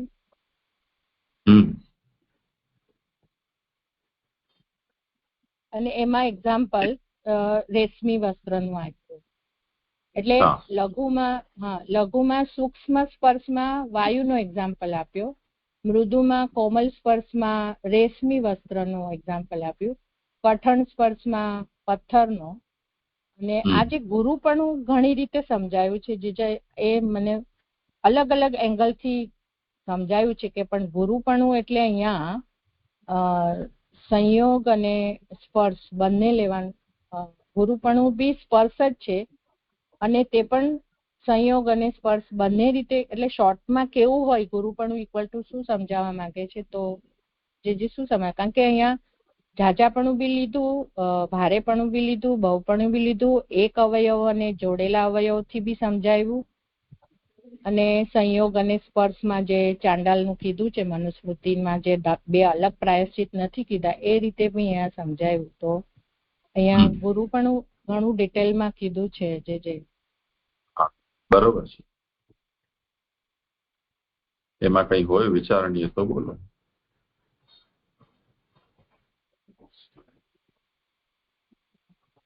એટલે આ છૂટા અવયવ વાળું ને જોડેલા અવયવનું જે કીધું ને જે ઈ બહુ સ્પષ્ટ નથી થયું કે છૂટા અવયવના સંબંધથી લઘુપણું અને જોડેલા અવયવના સંબંધથી ભારેપણું. ગુરુપણું વર્સિસ ભારેપણું અહીંયા સમજાવી રહ્યા છે, કારણ કે પાછું લઘુપણું અહીંયા લાવ્યા એટલે મને થોડું કન્ફ્યુઝ થઈ જાય. બહુ ઠાંસીને કોઈ વસ્તુ ભરીએ આપણે તો વધારે સમાય, એટલે એનો માસ વધી જાય, ઉભાર ઓછો થઈ જાય, અને એને જો તમે છૂટી મૂકી દો તો વિસ્તરી જાય. જેમ આજકાલ વેક્યુમ પેકિંગનો અત્યારે સાધનો આવે છે કે તમે પ્લાસ્ટિકની બેગમાં રજાઈને મૂકી દો, પછી વેક્યુમ કરી દો તો અંદરની જેટલી પણ હવા છે એ બધી નીકળી જાય બહાર. એટલે એ રજાઈ છે જે માની લો કે 2 બાય 3 ફૂટની જગ્યા રોકતી હોય તો એ 1 બાય 2 ની અંદર આખું રજાઈ સંકોચાઈ જાય. તો એ જે વિરલ અવયવ અને અવિરલ અવયવ તો એનો ગુરુત્વ જે છે એનો માસ કેટલો છે, બોડી માસ, એ જણાવનારું પણ છે, અને ગુરુત્વ છે એનું પ્રમાણ, આકૃતિ કેટલી મોટી છે એ જણાવનારું પણ હોઈ શકે છે. તો તે સ્થિતિમાં અહીંયા શું કહેવા માંગે છે? તો અહીંયા પરિમાણ સૂચક નથી, પરંતુ એનું વજન નો જે પક્ષ છે, ગુરુત્વનો અર્થ, એ અર્થમાં સમજવાનો છે. કપાસ અને પથ્થરનો ઉદાહરણથી એ વાત સમજી શકાય.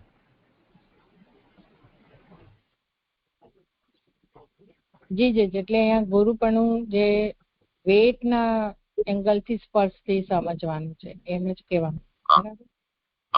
પછી અહીંયા જે સત્તાની વાત કરી ને કે સત્તા હોવાપણું આ અર્થવાળો ને સર્વમાં વ્યાપી રહેલું છે, કારણ કે જે ભાવ છે તે જ ગુણ છે.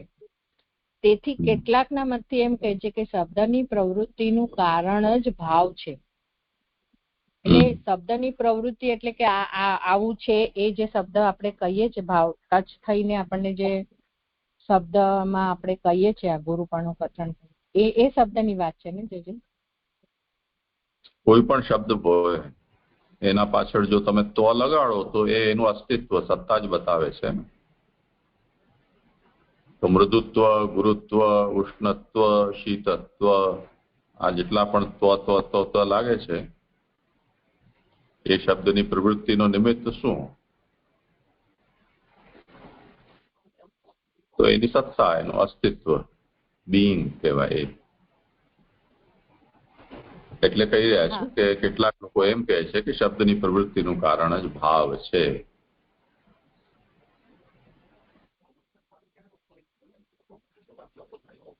એટલે આ કેટલાકનું ભાવ ને અભાવનું જે છે એ મીમાંસક મત છે, નહીં, શાબ્દિકોનો છે ને, વૈયાકરણનો. એટલે એમાં સત્તાનો અર્થવાળો પછી ને જે છે એની જગ્યાએ તે હોવું જોઈએ. તે સર્વમાં વ્યાપી રહેલ છે. એટલે જે ભાવ તો સર્વમાં છે, જે પણ પદાર્થ છે. તેથી બધા શબ્દો તેના અંશો જ કહે છે. તેથી સર્વ શબ્દો ભાવ કહે છે, એવો શાસ્ત્રાર્થ છે. તો પછી પ્રશ્ન એ આવશે કે અભાવ, જો બધામાં ભાવ જ છે તો અભાવથી શું કહેવામાં માંગે છે? તો કહે છે કે અભાવ શબ્દમાં પણ નિષેધ સાથેનો ભાવ જ જણાય છે.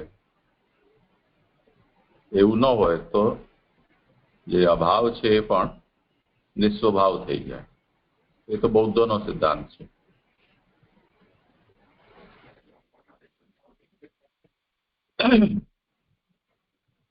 જી, એટલે મને આ જ જાણવું હતું કે તમે આપણે વૈયાકરણનું કીધું અને આ નિષેધ વાળો અભાવ એ બૌદ્ધ વાળાનું છે.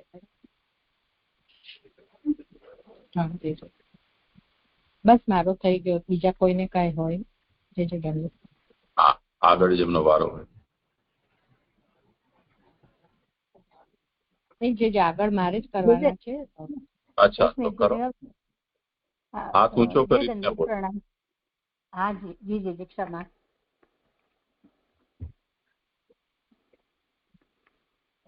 લાલનજીનો જે પ્રશ્ન હતો ને, પ્રકાશ દર્પણ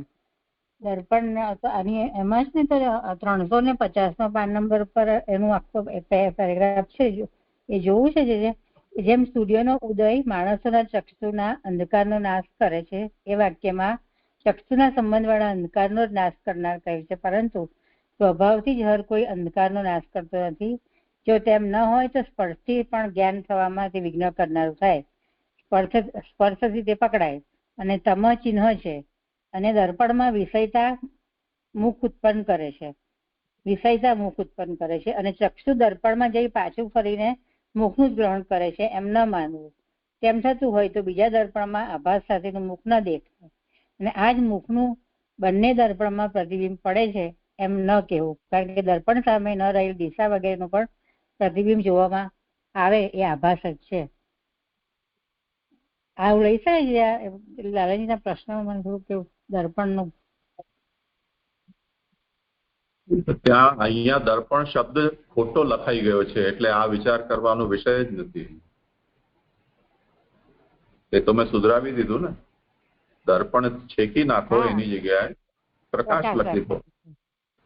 આગળ પાછળ શોધવાની કઈ જરૂર જ નથી. જી આગળ ધ્યાનમાં આવ્યું ને એટલે તમને આપણે કહી જોઈએ. ધન્યવાદ. પ્રણામ. પ્રણામ. આ નીચેથી છે ને, હા, નીચેથી 384 પેજ પર નીચેથી 6ઠ્ઠી લીટી છે કે જે આ કીધું ને, જે કે છૂટા અવયવોના સંબંધથી લઘુ પણ, જોડેલા અવયવોના સંબંધથી ભારે પણ કહે છે, તે પણ ઘટતું નથી, કારણ કે સ્પર્શથી સંયોગ સંબંધ જુદા હોવાનું કહી શકાય નહીં, કારણ કે સ્પર્શ થયેલ સંયોગ જ થયેલું લોકમાં કહેવાય છે. તે સ્પર્શ અને સંયોગનો નથી ખ્યાલ આવતો. પ્રણામ છે. હા, કરો સમાજ. એટલે જે મને એમાં એવું સમજાયું કે એક આંગળીનો સ્પર્શ કે જોડેલા અવયવથી આખો હાથનો અડવો, એ સ્પર્શ અને સંયોગ અહીંયા જુદો નથી માનવાનું, એવું કહે છે કે બંને સ્પર્શ થાય કે સંયોગ થાય એ લોકમાં એક જ મનાય છે. શા માટે? તો એનું રીઝન આપ્યું એમાં કે મનુસ્મૃતિમાં પણ એમ કે જે સ્પર્શથી, ચાંડાલના સ્પર્શથી જે પ્રાયશ્ચિત કરવાનું કીધેલું છે, તો સ્પર્શનું જેમ કીધું છે એમ સંયોગની પણ કોઈ એવું પ્રાયશ્ચિત અલગથી મનુએ કીધેલું હોય, પણ એવું નથી. એટલે સ્પર્શથી સંયોગ અહીંયા જુદો નથી સમજવાનો. મને એટલું સમજાય છે કે સ્પર્શ અને સંયોગ એક જ વસ્તુ માનવાની છે, એવું સમજાય છે કે છૂટા અવયવ કે જોડેલા અવયવ. અહીંયા એ વાત કહેવામાં આવી રહી છે કે લઘુ અને ગુરુ, આ બે શબ્દનો અર્થ શું સમજવો, તો એમાં જુદા જુદા મત છે. જેમ આપણે જોયું, લઘુ એટલે આકારમાં નાનું હોય એને પણ લઘુ કહેવાય. જેમ ડાબા ડુંગરી નાની છે તો લઘુ છે, પાવાગઢ મોટો છે તો ગુરુ છે. તો આકૃતિ માટે પણ લઘુ ગુરુ કહેવાય છે. તે જ રીતે વજનની દૃષ્ટિથી પણ લઘુ ગુરુ કહેવાય છે.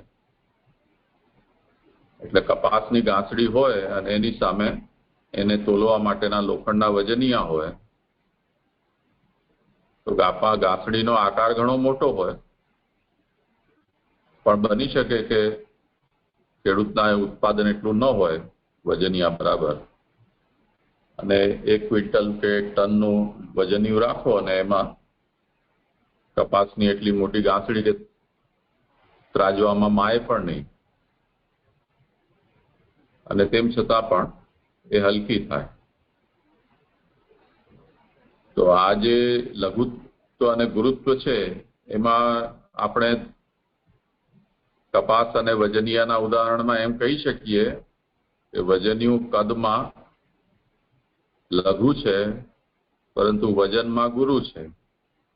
કપાસની ગાંસડી કદમાં ગુરુ છે, વજનમાં લઘુ છે. તો લઘુ ગુરુ શબ્દના ઘણા રીતે અર્થ થાય છે. અહીંયા સ્પર્શ ઇન્દ્રિયના સંબંધમાં આ બધો વિચાર ચાલી રહ્યો છે, એટલે એની આકૃતિ સાથે આને કોઈ લેવા દેવા નથી, એ વાત કહેવામાં આવે છે. અને તે જ રીતે લઘુ અને ગુરુ જે છે, એમાં જેમ કપાસની ગાંસડી છે, તો કપાસના રેસાઓ એના વચ્ચે ઘણી બધી ખાલી જગ્યા વાયુ વગેરે હોય છે, એટલે એના જે અવયવો છે એ શિથિલ છે, વિરલ છે, એટલે છૂટાછવાયા છે. તો જેના અવયવો શિથિલ હોય છે કે વિરલ હોય છે તો એ પદાર્થ લઘુ બની જાય છે. એને જ જો બીજો પદાર્થ જે ઠાંસીને ભરેલો હોય તો એ ગુરુ કહેવાય છે, એવું લોકમાં પ્રસિદ્ધ છે. પણ એ અહીંયા સ્વીકાર્ય નથી મળતું, કેમ કે અહીંયા જે વાત છે આખી સ્પર્શના સંબંધમાં ચાલી રહી છે. તો એના માટે આ આજ્ઞા કરવામાં આવી રહી છે આચાર્ય ચરણ કે જે અવયવોનો જે સંયોગ છે એ સંયોગમાં यदि शिथिल છે અવયવોનો સંયોગ તો એક સ્થિતિ બને છે, અને જો એનો સ્પર્શ છે તો સ્પર્શ અને સંયોગને એક સમજવું કે અલગ સમજવું? કેમ કે શબ્દ પ્રયોગ જે છે એમાં ઘણી વખતે સ્પર્શને જુદું સમજવામાં આવે છે અને સંયોગને જુદું સમજવામાં આવે છે. એટલે આ વિચાર કરી રહ્યા છે અહીંયા કે જે જોડાણનો મતલબ અહીંયા સંયોગ, એના પહેલા જુઓ તમે કે તેથી છૂટા અવયવો વાળું સંયોગ વાળું વગેરે કહેલ હોય, એટલે જે વિરલ અવયવો છે એ સંયોગ વાળો છે. ત્યાં પણ લઘુપણું અથવા ભારેપણું સ્પર્શ જ છે. તો અહીંયા વિચાર સ્પર્શનો કરવામાં આવી રહ્યો છે. પદાર્થનો પરસ્પર સંયોગ કેવો છે એના સાથે આ જે ત્વગેન્દ્રિય છે એનો કોઈ એને કઈ લેવા દેવા નથી. હવે સ્પર્શ અને સંયોગ, અહીંયા આ પ્રસંગમાં બે વાત આવી, અવયવોનો વિરલ કે છૂટા અવયવો વાળો સંયોગ અને એનો સ્પર્શ. તો કપાસની જે ગાંસડી છે એનો સ્પર્શ, અને એ જ ગાંસડીને વેક્યુમથી જીનિંગ પ્રેસિંગ કરી અને એની ગાંસડી બનાવવામાં આવે તો એટલા જ આકારની આ ગાંસડી છે એ 40 કિલો વજનની થઈ જાય.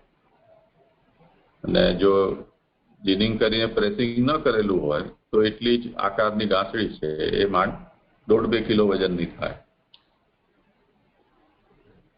તો એના જે અવયવોનો સંયોગ છે તે સંયોગ એક જુદી વસ્તુ છે, અને સ્પર્શથી લઘુ અને ગુરુનો જે આપણને અનુભવ થાય છે એક જુદી વસ્તુ છે.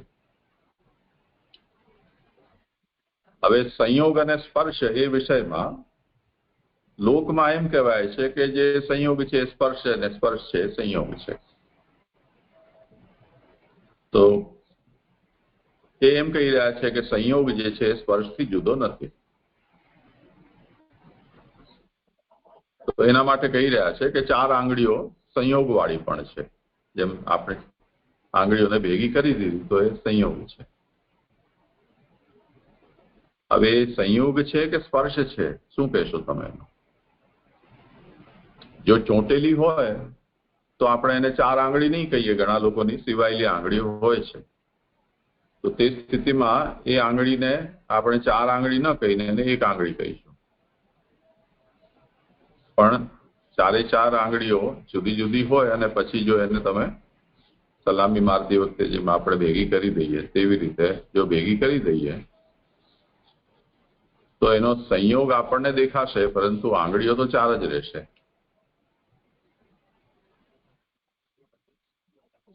તો આ અર્થમાં સંયોગથી સ્પર્શ જુદો નથી.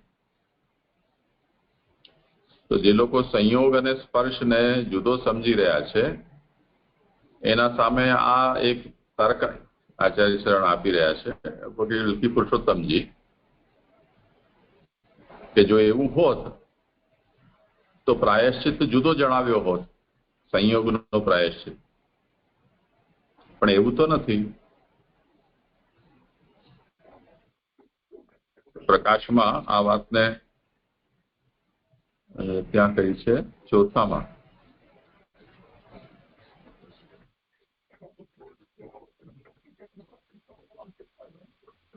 જે 9મી ફૂટનોટ. 9મીમાં, હા, કે લોકોની યુક્તિ ખોટી હોય તો સ્પરથી સંયોગ જુદો હોય તો તેવા સંયોગથી ચાંડાલ વગેરેનો સંબંધ થતા જુદું ચાયશ્ચિત કરવું પડે, પણ એવું તો મનુ વગેરે કહેલ નથી. તેથી એ લોકોક્તિ ભ્રાંતિ નથી. સમજાયું વિષય? એ ફૂટનોટ જ નથી ખ્યાલ આવતી. લોકોક્તિ ભ્રાંત હોય તો સ્પર્શથી સંયોગ જુદો હોય તેવા સંજોગોમાં ચાંડાલ વગેરેનો સંબંધ થતા જુદું પ્રાયશ્ચિત કરવું પડે. એવાને નથી ખ્યાલ. પ્રણામજી. આ તમે મૂળ ઉપા જુઓ ને 384 પાના ઉપર, જેના ઉપર આ ટિપ્પણી છે ને, સ્પર્શથી સંયોગ જુદો હોવાનું કહી શકાય નહીં, કારણ કે સ્પર્શ થયેલું જ સંયોગ થયેલું લોકમાં કહેવાય છે. જો સ્પર્શને જ સંયોગ ન કહેવામાં આવતું હોત તો સ્પર્શથી જુદો એટલે સ્પર્શ વિનાનો ચાંડાલ વગેરેનો સંયોગ થાય ત્યારે બીજું પ્રાયશ્ચિત કરવાનું થાય. એની જ ખુલાસો આપેલો છે. એટલે સ્પર્શને સંયોગને અહીંયા તમે અલગ ન કહો, કહેવાય માંગે છે. જી જે પ્રણામજી. જે દંડવત પ્રણામ. પણ જે ઉત્થાની કાર્ય કઈ રીતે આ શ્લોકને જોડ્યો, એમાં એમ કીધું કે વ્યાપક ઇન્દ્રિય કહે છે, તો આમાં વ્યાપક ને કઈ રીતે જોડ્યું એ ના સમજાણું. ચામડી આખા શરીરમાં છે હોય કે નહીં, તો સ્પર્શનો અનુભવ આખા શરીરમાં થાય એટલે વ્યાપક છે. જી જે દંડવત પ્રણામ. જે અને જે બીજો એક આ પ્રશ્ન છે, 1 મિનિટ, બીજો આ પ્રશ્ન છે કે આમાં જે આ અલગ અલગ મત જોડ્યા તો એ કઈ રીતે અહીંયા જોડ્યા?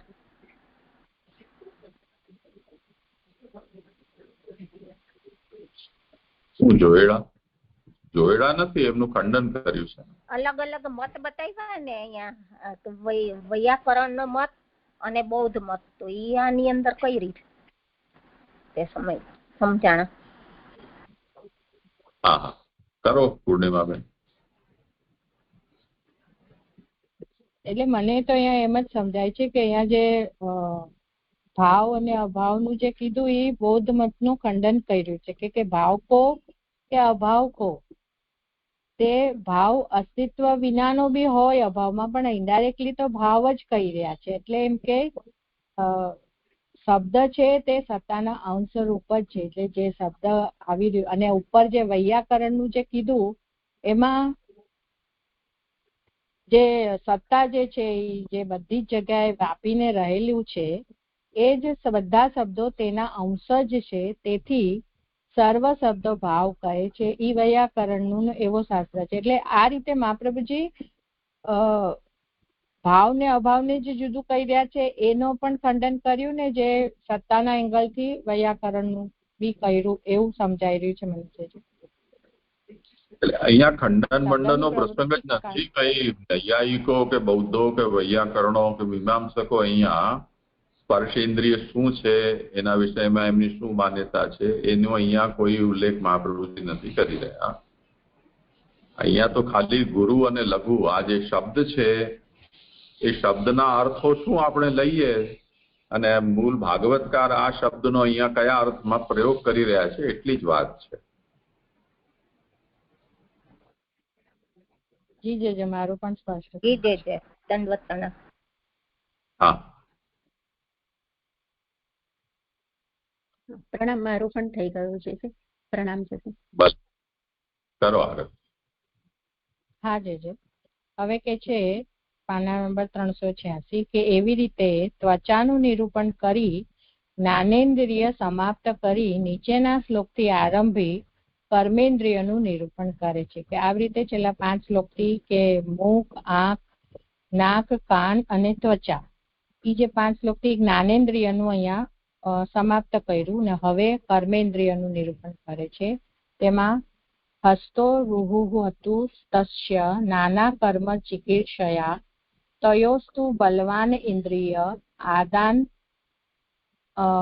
આદાનમ ઉભયા આશ્રયમ. એમાં કહે છે કે જુદા જુદા કર્મો કરવાની ઈચ્છાથી તેમના 2 હાથ ઉગ્યા. તેમનો દેવતા તો બલવાન ઇન્દ્ર છે, પકડવાનું બંનેના આશ્રય વાળું છે. હવે વિરાટને અત્યારે જે કર્મ કરવાની ઈચ્છા થઈ તો એમના 2 હાથ ઉગ્યા અને દેવતા એમના બલવાન ઇન્દ્ર છે. જે બધા દેવતાઓમાં ઇન્દ્ર બલવાન ગણાય છે, એટલે અહીંયા કહી રહ્યા છે કે બલવાન ઇન્દ્ર છે 2 હાથના દેવતા, અને પકડવાનું બંનેના આશ્રય વાળું છે. એટલે દેવતા અને ઇન્દ્રિય બંનેનું આશ્રય વાળું છે, જેનાથી ક્રિયા થાય છે પકડવાની. અશુભોજની કે જુદા જુદા કર્મો કરવા છે એવી ઈચ્છાથી હાથ નીકળ્યા. અહીં આ 2 ઉગવાના રૂપના હોવાથી તે શાખા રૂપ હોવાનું સૂચવેલ છે.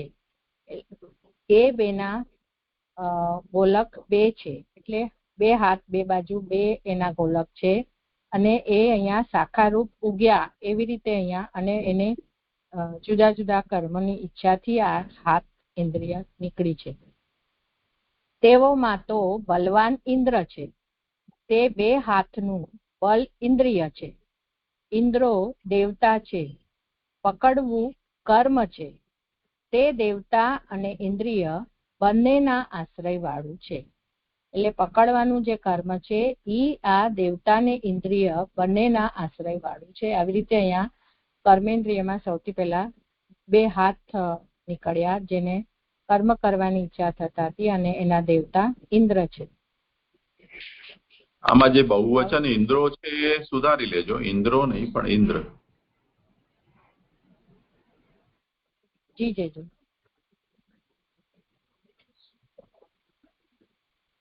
કરું આગળ તેજો 26 ગતિમ જીગીષત પાદો રૂરુહુ આતે અભિકામ ઇકામ પદભ્યામ યજ્ઞ સ્વયં હવ્યમ કર્મભિઃ ક્રિયતે નૃભિઃ.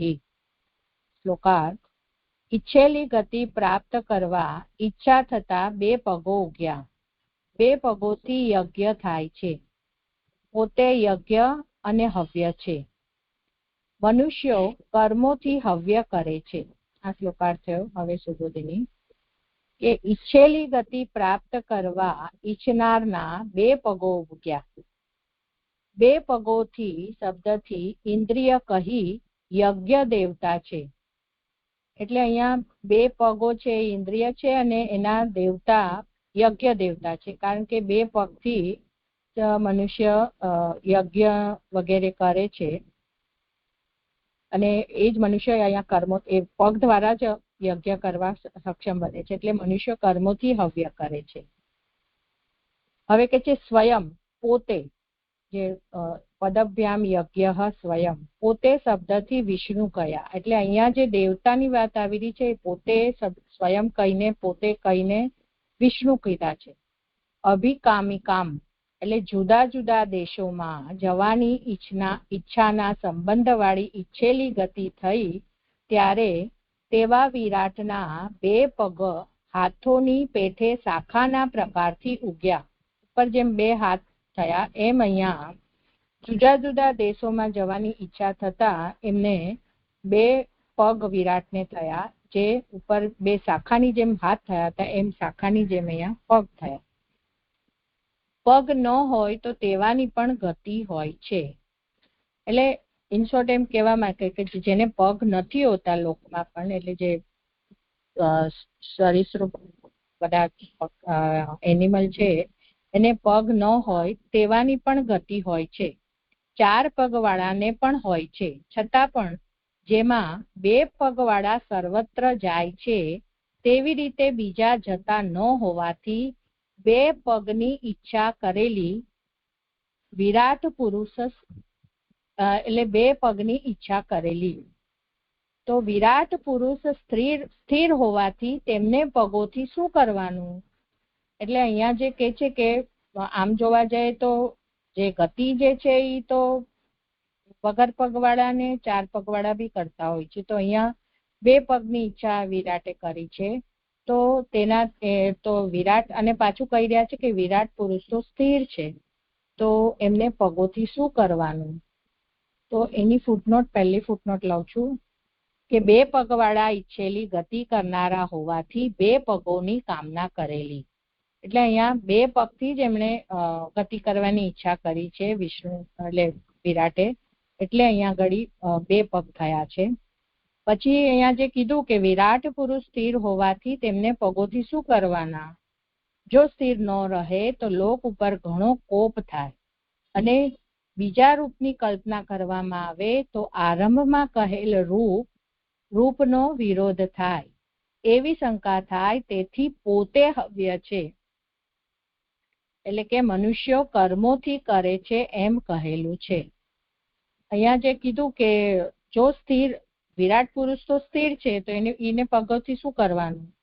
તો કે જો એ પગની ઈચ્છા થઈ છે છતાં પણ એ પોતે સ્થિર જ છે. જો સ્થિર ન રહે, જે પોતે વિરાટ છે એ જો હલચલ કરે કે તો પછી ઘણો મોટો કોપ થાય, એટલે મીન્સ કે બધું બહુ જ હલચલ મચી જાય, એટલે પ્રલય જેવું થાય એવું મને સમજાય છે કે જો સ્થિર ન રહે તો ઘણો કોપ થાય.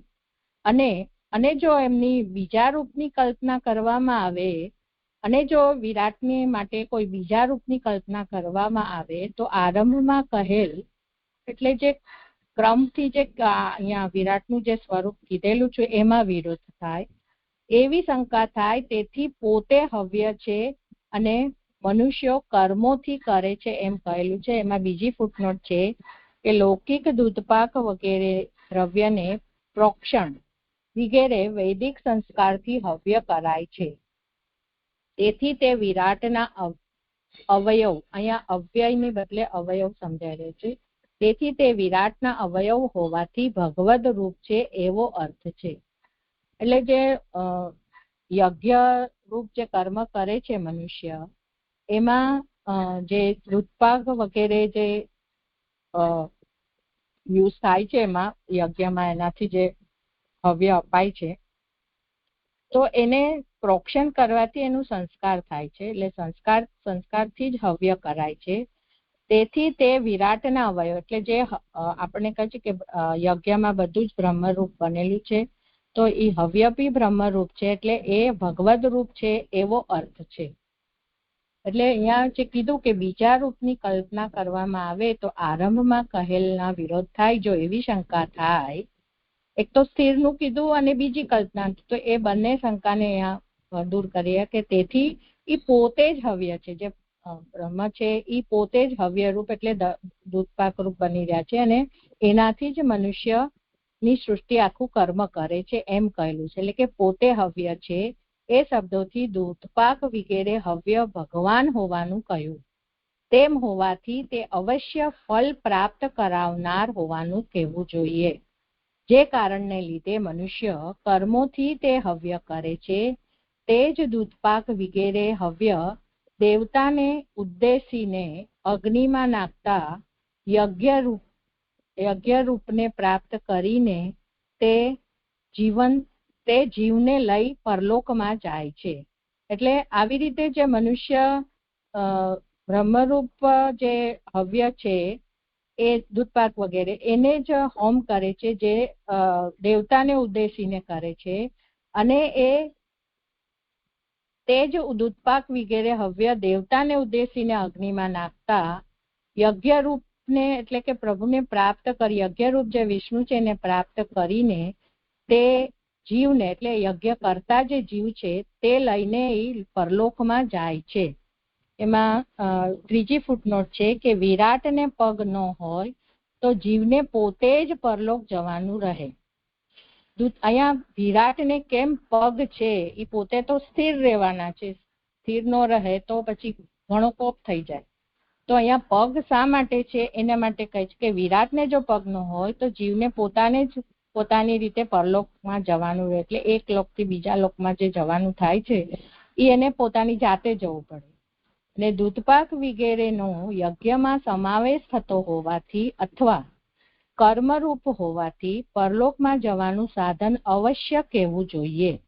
એટલે અહીંયા જે હવ્યરૂપ જે બધું મનુષ્ય કરે છે કર્મથી, એનો બધો યજ્ઞમાં સમાવેશ થાય છે અને એ જ સાધન બને છે અને એ જ પરલોક જવાનું સાધન થાય છે, એ કહવું જોઈએ.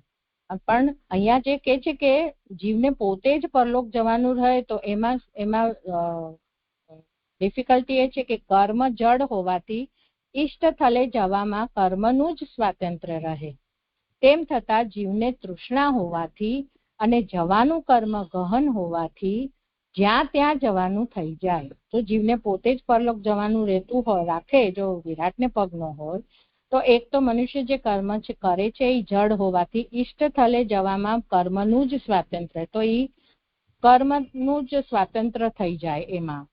અને બીજું કે તેમ છતાં જીવને પણ પોતાને પણ તૃષ્ણા છે ક્યાં જવું છે ને શું છે, તો એ જવામાં કર્મ ગહન હોવાથી જ્યાં ત્યાં જવાનું થાય. એટલે કર્મની ગતિ ગહન છે, એ જે જીવને પોતાની બી તૃષ્ણા બી છે, એટલે એ પોતે જઈ જ નહીં શકે આ રીતે. એટલે જીવને પોતે પરલોકનું ઇમ્પોસિબલ જેવું છે, એટલે અહીંયા વિરાટને પગ છે અને વિરાટ જ જીવને ગતિ કરાવે છે જેવું કર્મ કરે છે એના દ્વારા.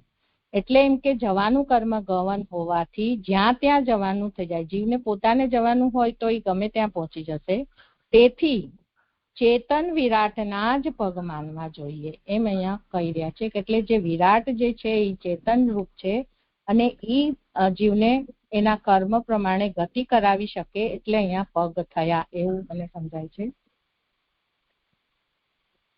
પછી કે છે ત્યાં જવા માટે અવશ્ય 2 પગોની જરૂર છે. તેમ ન હોય તો જીવની ગતિથી અથવા કર્મરૂપણાથી એટલે કે જડપણાથી જવાનું કરવાનું હોય ત્યારે જ્યાં ત્યાં જવાનું થઈ જાય. જે 3જી ફૂટનોટમાં આપણે કહ્યું હમણાં કે જો આવી રીતે અવશ્ય વિરાટના 2 પગની અહીંયા જરૂર જ છે. જો 2 પગ વિરાટને ન હોય તો જીવ પોતે એક તો કર્મ જડ છે અને પોતાની તૃષ્ણા લીધા જ્યાં ત્યાં જવાનું થઈ જાય. અને બીજું જે કીધું કે જવાનું કર્મ ગહન પણ છે, એટલે એમ કે જીવ પોતે નહીં જઈ શકે, એટલા માટે વિરાટને પગ થયા. વળી આ જુદું રૂપ નથી.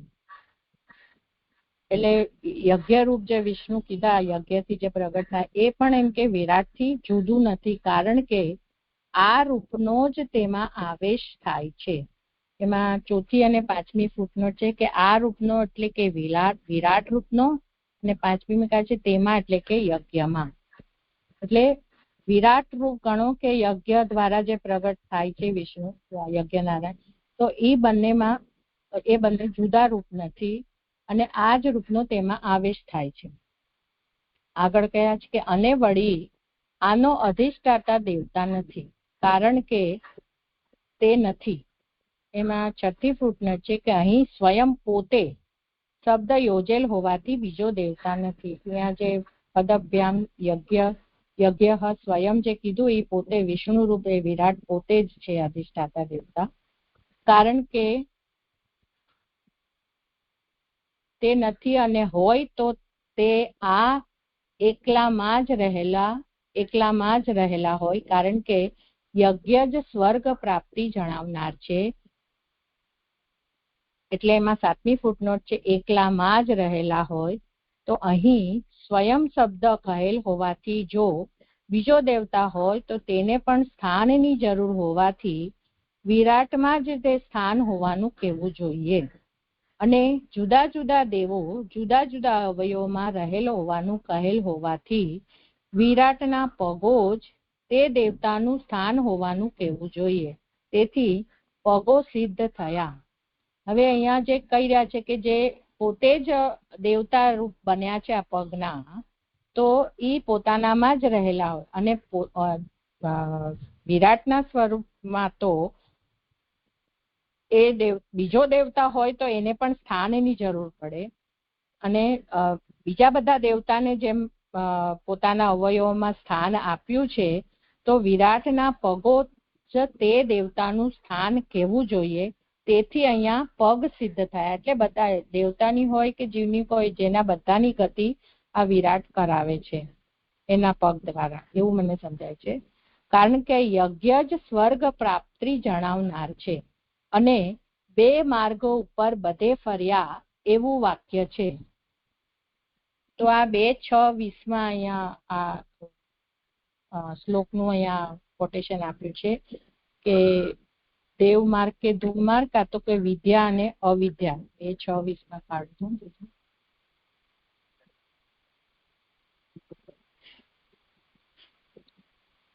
એમાં જે શ્રુતિ વિચ કર્મે વિશ્વંગ શાસન અંશને ઉભે યદ વિદ્યા ચ અવિદ્યા ચ પુરુષ તુ ઉભય આશ્રય. એટલે કે ભોગવાળો અને ભોગ વગરનો જે વિદ્યા અને અવિદ્યા છે તે બંને માર્ગો ઉપર સંપૂર્ણ ફર્યા. તો પુરુષ તો બંનેના આશ્રયવાળા છે. એટલે અહીંયા જે કીધું કે જે બી વિદ્યાથી ગમન થઈ રહ્યો છે કે અવિદ્યાથી, એ બંનેને ફાઇનલ ગોલ સુધી પહોંચાડનાર તો આ પોતે જ વિરાટ છે. એટલે અહીંયા ઘડી બંને, એટલે ધૂમ માર્ગ અને દેવ માર્ગ બંનેથી, એટલે બંને માર્ગો પર પોતે ફર્યા છે એવું વાક્ય છે. એટલે પોતે જ અહીંયા ફાઇનલ ગતિ કરાવે છે. વળી ભૂમિ ઉપર જ યજ્ઞ અને હવિષ કરાય છે. જો વિરાટને પગો ન હોય તો પગરૂપ ભૂમિ જ ન હોય. હવે યજ્ઞ થઈ રહ્યા છે તો ક્યાં છે? તો ભૂમિ ઉપર થાય છે. અને જો વિરાટને પગો જ ન હોય તો પગરૂપ ભૂમિ પણ ન હોય, ભૂમિ ન હોય તો યજ્ઞ અને હવિષ પણ ન થાય અને સ્વર્ગ વગેરેમાં ગતિ ન થાય. તેથી તે પોતે જ યજ્ઞ અને પોતે જ હવિષ છે. તેથી ઈચ્છેલી ગતિ પ્રાપ્ત થાય તે માટે પશુ પુત્રને સ્વર્ગ વગેરેમાં સ્થિતિ પ્રાપ્ત થાય તે માટે 2 પગોની જરૂર છે. એટલે અહીંયા જે 2 પગના દેવતા એ પોતે જ કેમ બન્યા છે? તો એ પોતે જ સક્ષમ છે આવી રીતે કે જે કર્મ કરે છે એનાથી જ એને ગતિ કરાવડાવે છે. અને પોતે જ પાછા યજ્ઞ રૂપ બી છે, પોતે જ ભૂમિ રૂપ પણ. એના પગો જે છે એ ભૂમિ રૂપ છે અને એ ભૂમિ ઉપર જ યજ્ઞ કરવાનું પોસિબલ છે. અને યજ્ઞ અને પોતે જ હવિષ પણ બનેલા છે. એટલે આ રીતે તેથી ઈચ્છેલી ગતિ પ્રાપ્ત થાય તે માટે પશુપુત્ર સ્વર્ગ વગેરેમાં સ્થિતિ પ્રાપ્ત થાય તે માટે 2 પગોની જરૂર છે. વળી યજ્ઞ પગોના અધિષ્ઠાતા દેવતા છે. તે દેવતા ન હોય તો તે યજ્ઞ પણ ન થાય. અને તે યજ્ઞ લોકમાં પ્રસિદ્ધ છે. તે અલૌકિક હોવા છતાં પણ તેના પ્રયોજનથી કરવામાં આવતા દૂધપાક વગેરે પ્રત્યક્ષ સિદ્ધ થતા હોવાથી તે ન હોવાનું કહી શકાય નહીં. હવે જે યજ્ઞ થાય છે ભૂમિ પર થાય છે અને એના અધિષ્ઠાતા દેવતા બી વિરાટ જ છે અને પાછું યજ્ઞ લોકમાં પ્રસિદ્ધ છે અને પાછું એ થાય છે એ અલૌકિક રીતે. અને એમાં જે હવ્ય વગેરે જે આપવામાં આવે છે તે બી પ્રત્યક્ષથી થાય છે. જે બી કર્મ કરાય છે યજ્ઞ એ બધું પ્રત્યક્ષ થાય છે. એટલે તે નથી થતું એવું પણ કહી શકાય નહીં. તેથી લોકમાં મનુષ્ય દ્રવ્યરૂપ યજ્ઞ કરતા હોવાથી તે નિરર્થક ન થાય તે માટે ભગવાનને 2 ચરણો છે એમ સિદ્ધ થયું. એટલે અહીંયા જે 2 ચરણની જે ઇન્દ્રિય થઈ છે પ્રભુને, 2 પગ છે એ અહીંયા આગળ પુરવાર કર્યું કે આવી રીતે એ પગ જે થયા વિરાટને એનાથી જ જીવને જે કર્મ કરે છે એ પ્રમાણે પરલોક જે બી લોકમાં એને ગતિ કરવાની હોય એ આ પગ દ્વારા જીવને કરાવે છે. એટલા માટે પગ થયા છે એવું મને સમજાયું છે. અહીંયા 25મો શ્લોક પૂરો થયો છે. કઈ હોય વિચારની?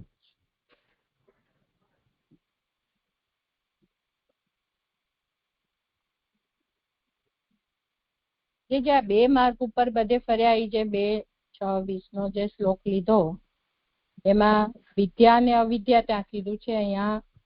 અને 2 માર્ગ એટલે દેવ માર્ગ ને ધૂમ માર્ગ એમ પણ લે છે. કર્મથી જે 2 માર્ગ લઈ જાય છે એ બી લઈ.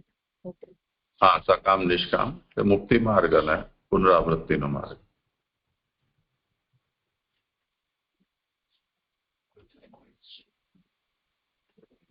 સારું, અહીંયા સમય થયો છે, કોઈને પ્રશ્ન પણ નથી.